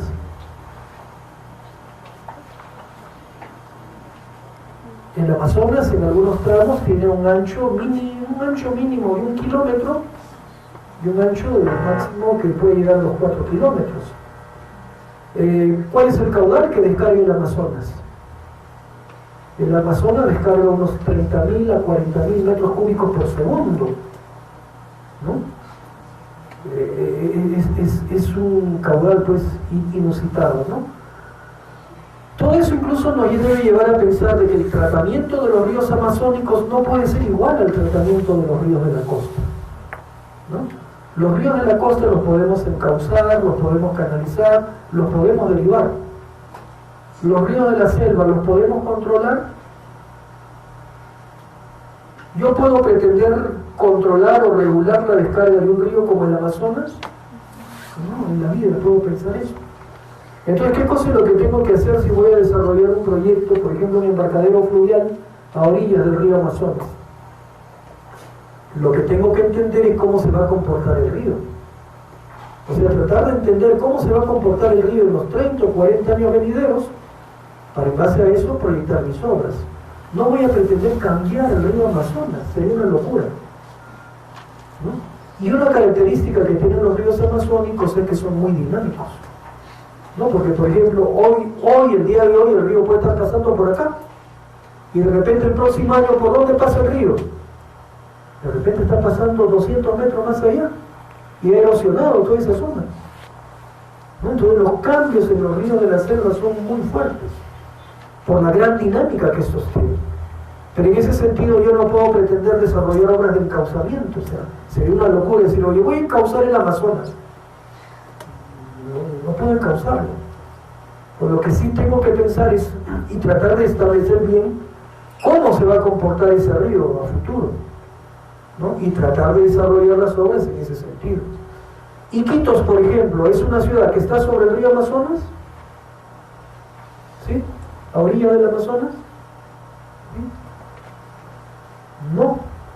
Iquitos estuvo a orillas del río Amazonas, pero eso hace algunos años. Pero el río Amazonas cambió de curso, y el río Amazonas pasará actualmente a unos 3 kilómetros de Iquitos. ¿Qué cosa es lo que queda en Iquitos? Lo que denominan cochas, o sea, zonas de agua más o menos estancadas, y donde por ahí hay un pequeño canal que me permite llegar hasta el río Amazonas. Pero el Amazonas pasa por otro lugar, o sea, el Amazonas ya no pasa por Iquitos. O sea, embarcaciones de gran calado pueden llegar al puerto de Iquitos. No, ya no llegan a Iquitos. Ya no llegan a Iquitos. Entonces se desarrolló mucha infraestructura, se desarrollaron obras, pero sin prever que el puerto se iba a quedar sin río. Y eso no ocurre por primera vez. Eso ocurrió en Yurimaguas, eso ocurrió en Pucallpa, y eso ocurrió en muchos ríos de la selva. Es que los ríos de la selva son muy cambiantes. Pero entonces tengo que entender cómo se comportan esos ríos para poder justamente actuar en función a ellos, ¿no? Bueno, si vemos nosotros cuál es la disponibilidad de agua per cápita, lo cual es simplemente dividir la cantidad de agua que tiene, disponibilidad de agua que tiene el país entre el número de habitantes, pues nada, nosotros estaríamos muy bien acá en el puesto 17 a nivel país. Sin embargo, eso es una lectura un poco falsa. ¿Por qué? Porque si vemos, como lo señalamos antes, de ese 100% de disponibilidad de agua, 97% está en la vertiente del Atlántico, donde solo está el 26% de la población, mientras que el 1.8% del agua disponible está en la vertiente del Pacífico, donde está el 70% de la población.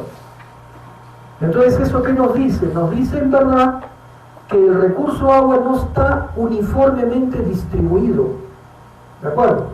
El recurso agua no está uniformemente distribuido, sino que hay una gran concentración de disponibilidad del agua en la zona amazónica, pero donde hay poca gente, y donde están la mayor parte de las grandes ciudades, el recurso agua más bien puede o es relativamente escaso, ¿no? Como se dice acá, el Perú podría ser en el año 2025 un país con estrés hídrico si se asume una tasa de crecimiento demográfica, tomando en cuenta el crecimiento pues, y el mayor consumo de agua que ese crecimiento trae consigo.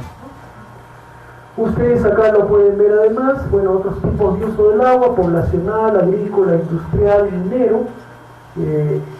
La demanda de agua en la vertiente del Pacífico es alta, mientras que la demanda de agua en la vertiente del Atlántico es baja. Entonces, curiosamente, donde más agua se tiene, menos la utilizo, o menos la demando. Y donde más agua tengo, donde menos agua tengo, es donde más concentración de la demanda existe.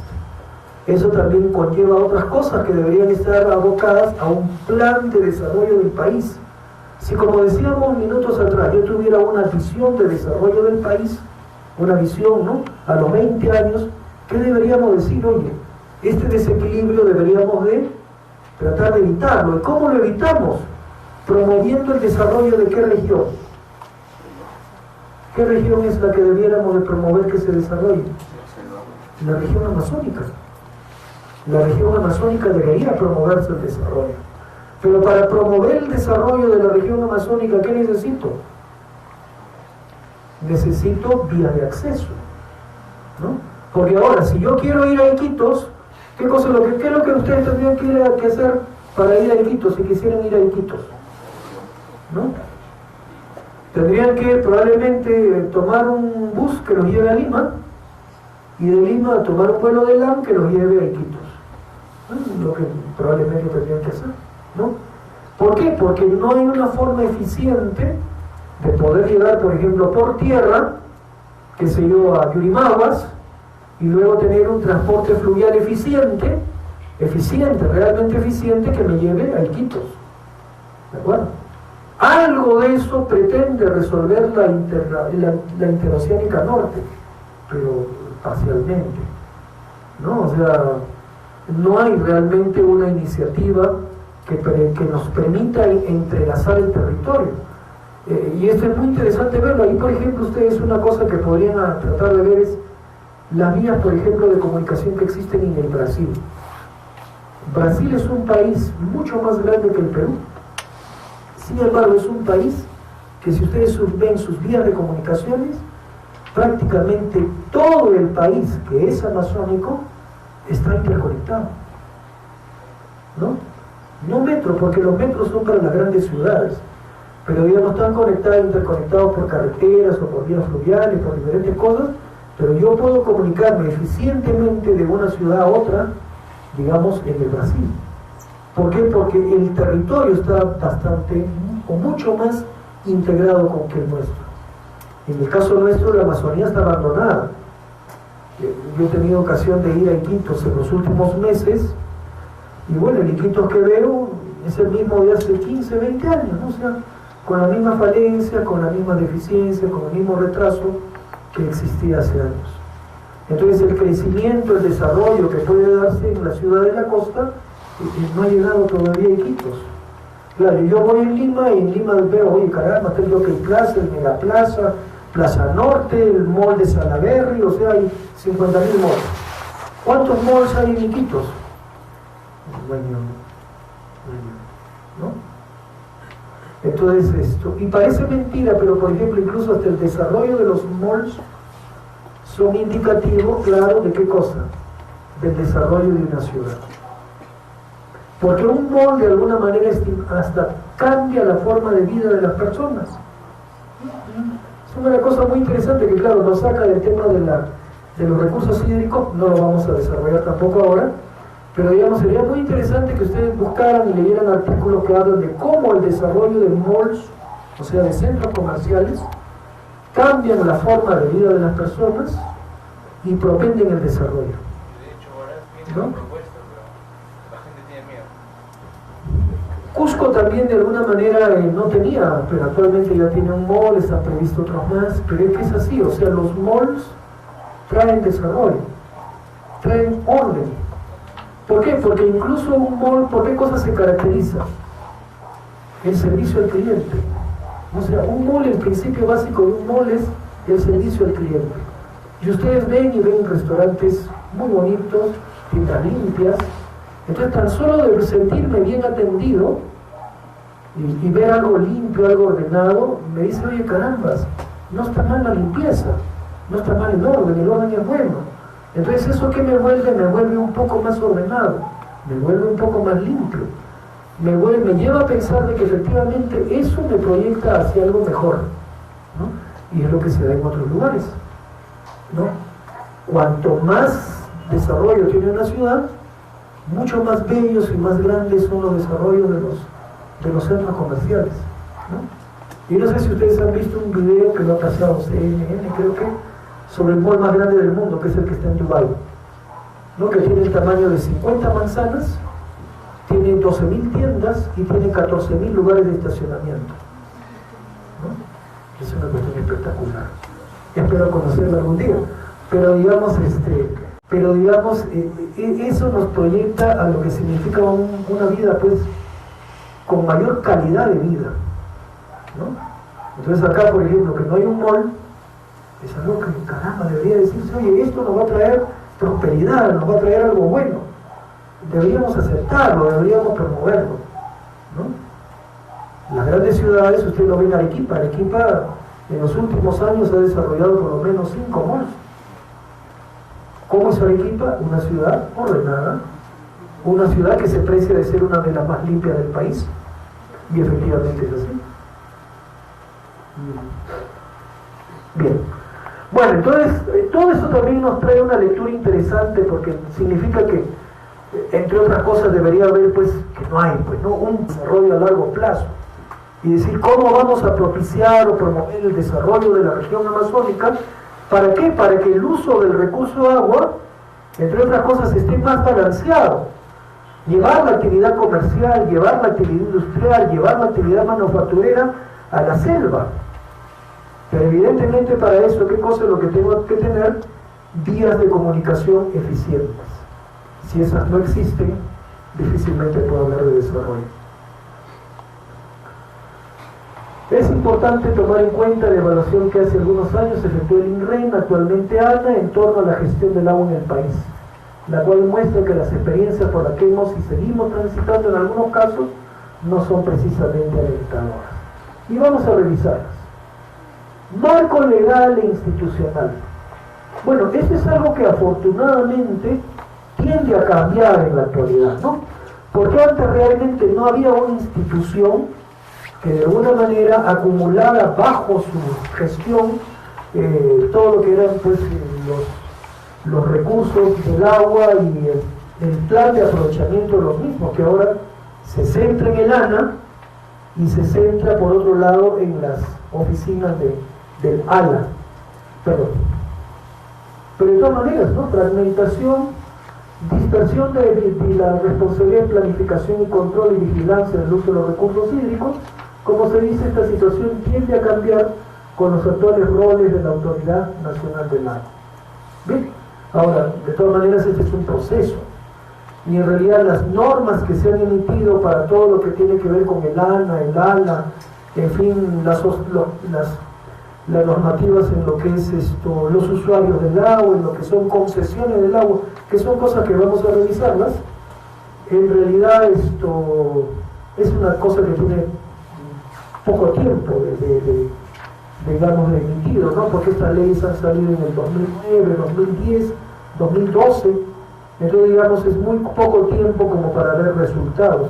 Además que son procesos complejos de cambio, pero digamos, esperemos pues que de aquí, no sé, 5 años, nuestro país esté mucho más ordenado en lo que es el manejo de los recursos hídricos. Eficacia de las inversiones.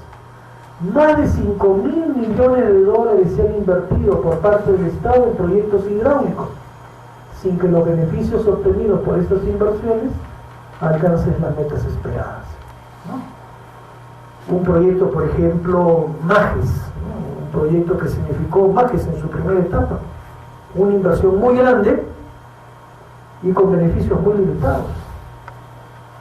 Entonces, si hago una relación beneficio-costo, o si trato de ver efectivamente cuántos son los beneficiarios de la inversión cuantiosa efectuada, me doy que con ese dinero que se invirtió, más o menos 1.000 millones de dólares, en lugar de pensar en un gran proyecto, ¿qué cosa podría haber pensado?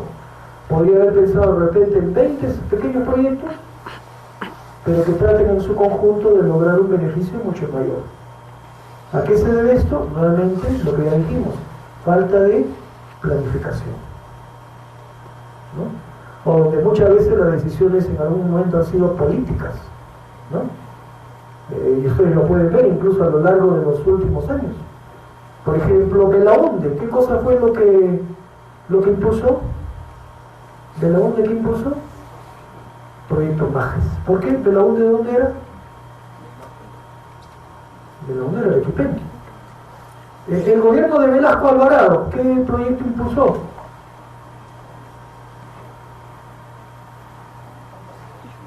Velasco Alvarado impulsó el proyecto Chirapiura. ¿Velasco de dónde era? Piura, ¿no? Alan García en su primer gobierno, ¿qué impulsó? Proyecto Chavimoche. ¿Por qué? Porque Chavimoche y Trujillo ¿qué era? Que ya lo ha perdido, pero Trujillo era el sólido norte, aprista. ¿De acuerdo? Incluso el gobierno de Odría, ¿qué cosa fue lo que trató de mejorar en muchos aspectos? Las condiciones de vida ¿en qué ciudad? Tarma. ¿Por qué? Porque Odría era tarmeño. Entonces muchas veces ¿qué cosa es lo que ha ocurrido? Que a un lugar ha ido un presidente y dice, acá haremos el proyecto X. Cuando alrededor de eso no hay un estudio técnico. No, cuando alrededor de eso no hay realmente un respaldo que diga eso es lo que efectivamente debiéramos hacer. O cuando no hay una institución que le diga, un momentito señor presidente, usted no puede hacer eso, sino que usted tiene que ajustarse al Plan Nacional de Desarrollo que tiene un horizonte de 20 años. ¿No? Como eso no hay, muchas veces acá nos manejamos por las cosas antojadizas que se deciden, ¿no? Y claro, o hacer tonterías. A mí me ha tocado ir también, por ejemplo, como en esta ciudad, en Cajamarca, Hualgayoco. Fui a Hualgayoco por un proyecto de agua potable y alcantarillado. No hay agua potable y alcantarillado. Pero ¿qué cosas sí hay? Hay una plaza de toros, hay una cancha de fútbol, hay un estadio, hay unos monumentos y unas figuras ahí gigantescas, ¿no? En las plazas, hay bancas. Oye, pero no hay agua. ¿No te preocupa que no hay agua? ¿No? Entonces eso de alguna manera tiene que ver con algo que ocurre no solamente en Hualgayoco, ¿no? Sino en muchas ciudades del país, ¿no? O sea, de repente el monumento de un pescado. ¿Qué hago dentro del monumento del pescado? O sea, no tengo agua, ¿no? Información hidrometeorológica, información insuficiente, fragmentada y poco confiable que contribuye con la incertidumbre y desacierto en la toma de decisión. Muy cierto. Eso es algo que también debería cambiar en el país. Porque acá, por ejemplo, si ustedes quieren desarrollar cualquier proyecto, ¿qué cosa es lo que requieren? Requieren data hidrológica. Necesito datos de precipitación, necesito datos de escorrentía, necesito datos de evaporación, necesito datos de temperatura, de velocidad del viento, de lo que sea. Pero si yo voy al Senami, el Senami ¿qué me dice? Oye, cada año de registro te cuesta tanto. Entonces hago mis números y digo, oye, si voy a necesitar información pluviométrica y hidrométrica de temperatura, y no solo de una estación, sino de varias estaciones, y cada estación me cuesta tanto por año, al final el costo de la información me cuesta $2.000. Y lo que yo estoy cobrando por hacer el estudio es $3.000. Entonces no funciona, pues. ¿Qué ocurre en otros países? ¿Qué ocurre, por ejemplo, en Estados Unidos? ¿Cómo es esa información? Pública, gratuita. ¿Por qué? Porque ¿qué cosa es lo que les interesa a ellos? Ten todos los recursos para que hagas el proyecto. Ten toda la información para que hagas el proyecto.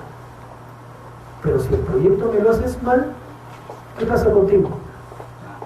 ¿A dónde terminas? De repente terminas hasta en la cárcel, o perdiendo tu licencia. Y eso sí, y cogiendo una multa de miles de dólares. ¿No? ¿Por qué? Porque yo te di la posibilidad de que tengas todos los recursos a la mano. En nuestro país no es así. No es así. ¿Quién está en la cárcel por un proyecto mal hecho? Nadie. ¿No? O sea, siempre voy a encontrar el camino para liberarme de responsabilidades, ¿no? Entonces, esas son, por ejemplo, cosas que deben de cambiar, ¿no? Particularmente, por ejemplo, en lo que es la información y lo meteorológico. Uso sectorial de los recursos hídricos, gestión de la demanda sectorial con baja eficiencia en el aprovechamiento del agua.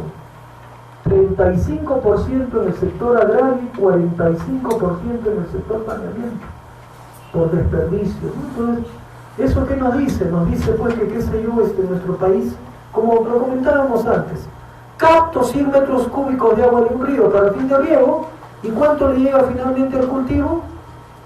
35. ¿Qué pasó con los 65 restantes? Se perdieron. Obras mal hechas, infiltración, evaporación, cosas que no tuve previsión, mala gestión en lo que es cómo destino el recurso, una cuenca, otra cuenca, en fin, qué sé yo, ¿no? Una serie de cosas. En el sector saneamiento, 45% también. O sea, agua potable, por ejemplo. Todo lo que significa el tratamiento del agua y el costo que conlleva para que esa agua luego la distribuya y se pierda. ¿Por qué? Porque tengo conexiones deficitarias, porque tengo llaves mal que no funcionan, ¿no? O porque la gente hace mal uso del recurso, ¿no? Camino por ahí, avanzo un poco y voy a ver ahí gente que está con mangueras lavando camiones, ¿no? ¿Y cuántos metros cúbicos de agua consumen para eso? Eso hay acá, ¿no? Ustedes lo deben haber visto. Zonas donde lavan los camiones, los trailers, los camiones, los boquetes grandes, ¿no? Ahí, con manguerazo, ¿no? ¿Cuánta agua consumen? ¿Cuánto pagan?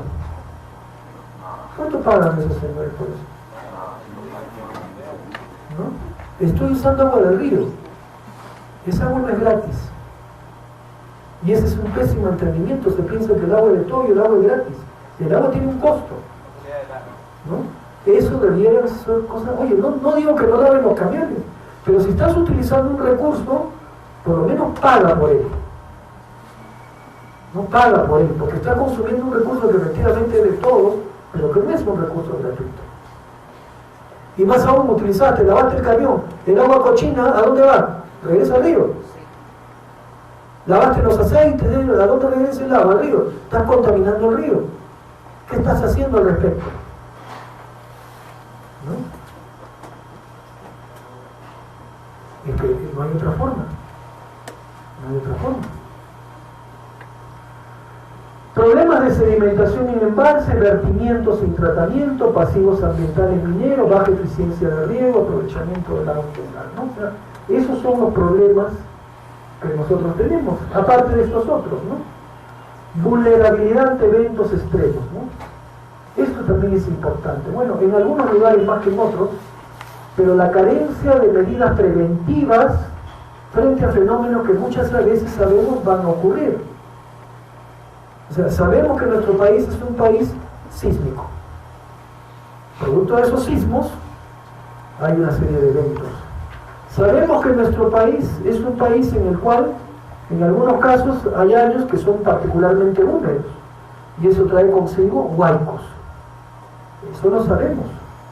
O sea, no es que recién nos estemos enterando. ¿Qué se hace al respecto? ¿Qué medidas de prevención se toman? ¿No? Acá normalmente las respuestas son reactivas. Esperamos que se produzca el fenómeno para recién en ese momento tomar acción. Cuando mucho más económico resulta ser algo preventivo. Yo sé que por acá va a bajar un huaico, entonces no puedo permitir que construyas una vivienda. Luego salen las personas llorando porque el huaico se llevó la casa. Oye, pero si es tu culpa. ¿No? En realidad, a mano dura debería decirte, ve ahora cómo resuelve tu problema. ¿No? Porque aquí no debiste construir. ¿No? Pero ¿quién controla eso? ¿Quién regula eso? ¿Quién toma realmente medidas preventivas? ¿No? Todo eso, ¿con qué cosa tiene que ver? Con lo que decíamos hace un rato también, gestión de riesgos. eficiente gestión de riesgos, ¿no? Para enfrentar razonablemente bien pues, los problemas derivados de inundaciones, de sequía, de deslizamiento, etc., ¿no? Como dice acá, el fenómeno del niño es sinónimo de fatalidad. Si yo estoy preparado para ese fenómeno del niño, no tendría por qué ser un signo de fatalidad, sino que simplemente tomo las acciones correspondientes de acuerdo a mi plan de gestión. ¿Qué cosa es lo que está previsto para enfrentar esa situación? Un problema de estructura, porque un simulacro lo toma la burla.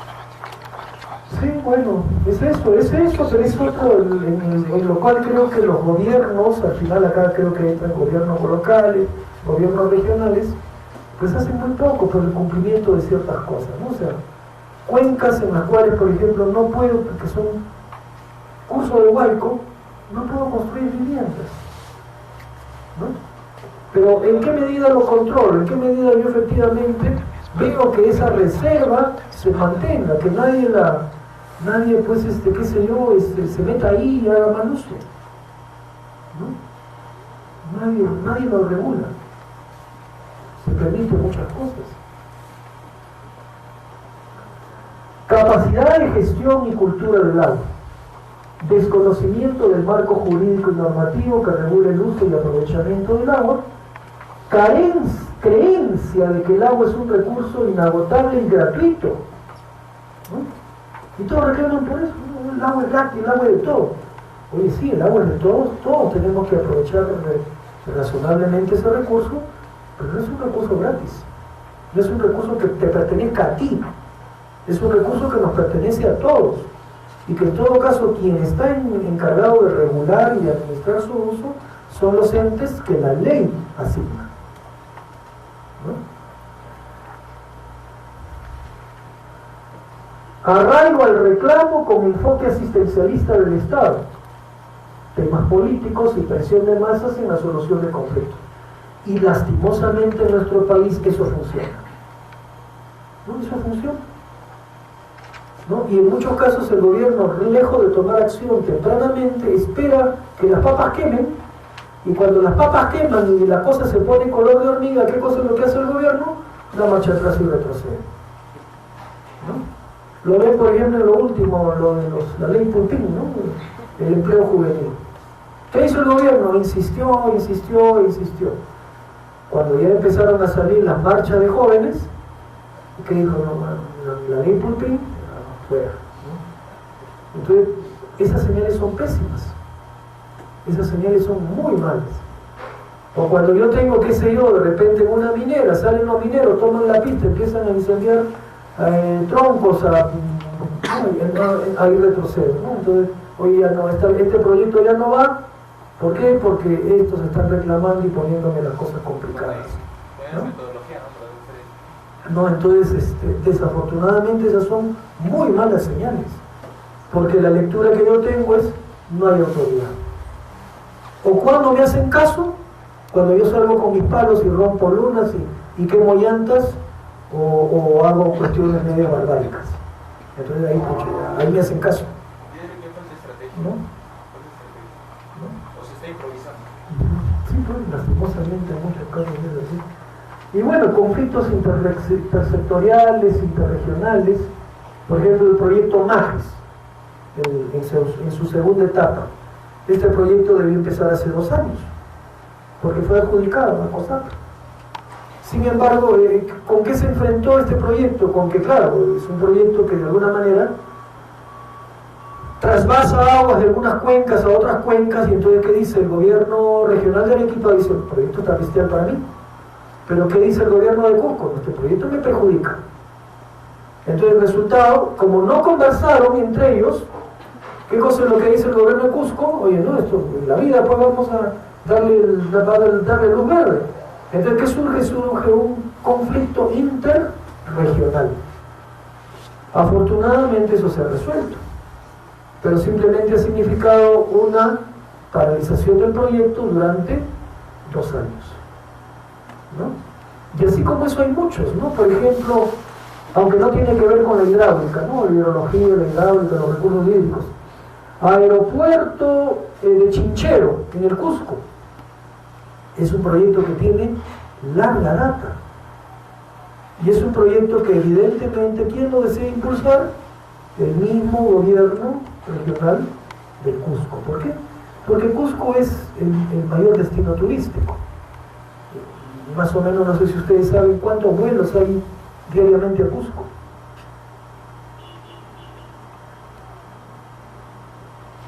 Hay poco más de 50 vuelos diarios a Cusco, ¿no? Entre LAN, Avianca, en fin, las diversas aerolíneas. Y claro, muchos de los turistas vienen al Perú, vienen por ir a Cusco. No tanto por ir a Lima, ¿no? Porque ir a Lima, claro, Lima tendrá algunos atractivos, pero, o sea, si yo vivo no sé, pues en Washington, ¿qué cosa voy a encontrar en Lima? Entonces, pero sí me interesa conocer Cusco. Entonces, pero sin embargo tengo que ir a Lima, para ir a Cusco. Entonces, hay un interés muy grande del gobierno de Cusco de impulsar el aeropuerto internacional de Chinchero, pero como muchos proyectos importantes, como muchos proyectos de gran alcance, normalmente hay opositores a esos proyectos. ¿Y quiénes se oponen, por ejemplo, a un proyecto como este? ¿Quiénes creen que se oponen? ¿El poblador cusqueño? No.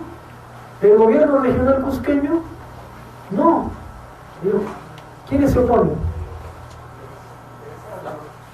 Se opone Lima Airport Partners,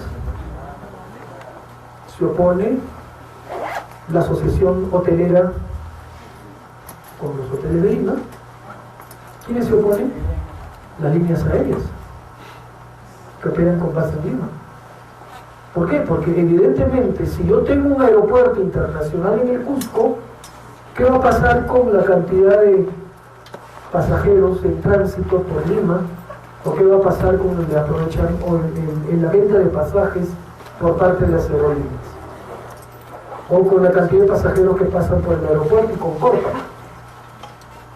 Eso disminuye. No quiero que eso disminuya.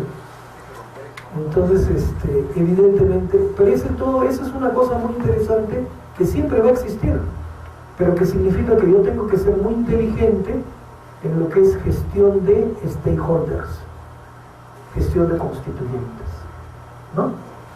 Me están avisando de hacer un corte, creo, por un refrigerio. Bueno, y acá ya más bien vamos a pasar luego del break a lo que es la legislación, etcétera.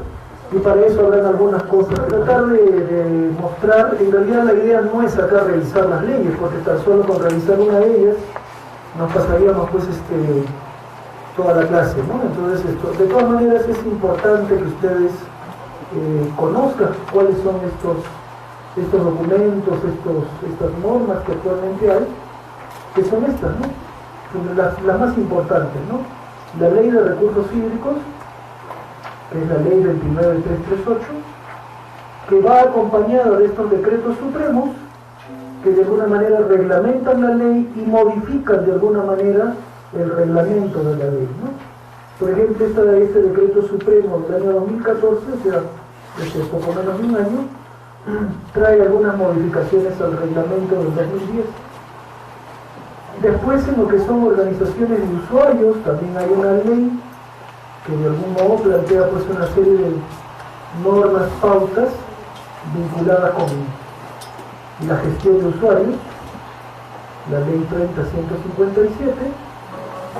Igualmente el reglamento que de alguna manera describe esta ley, y luego el reglamento que modifica a este reglamento. Ley de uso de agua en proyectos especiales concesionados, la ley 28029 y su reglamento. ¿Ya? Entonces, estos documentos, que en realidad acá simplemente están mencionados, vamos a salirnos un ratito de acá, en verdad los tienen ustedes en detalle en estas carpetas. La ley de recursos hídricos, perdón, ¿qué pasó acá?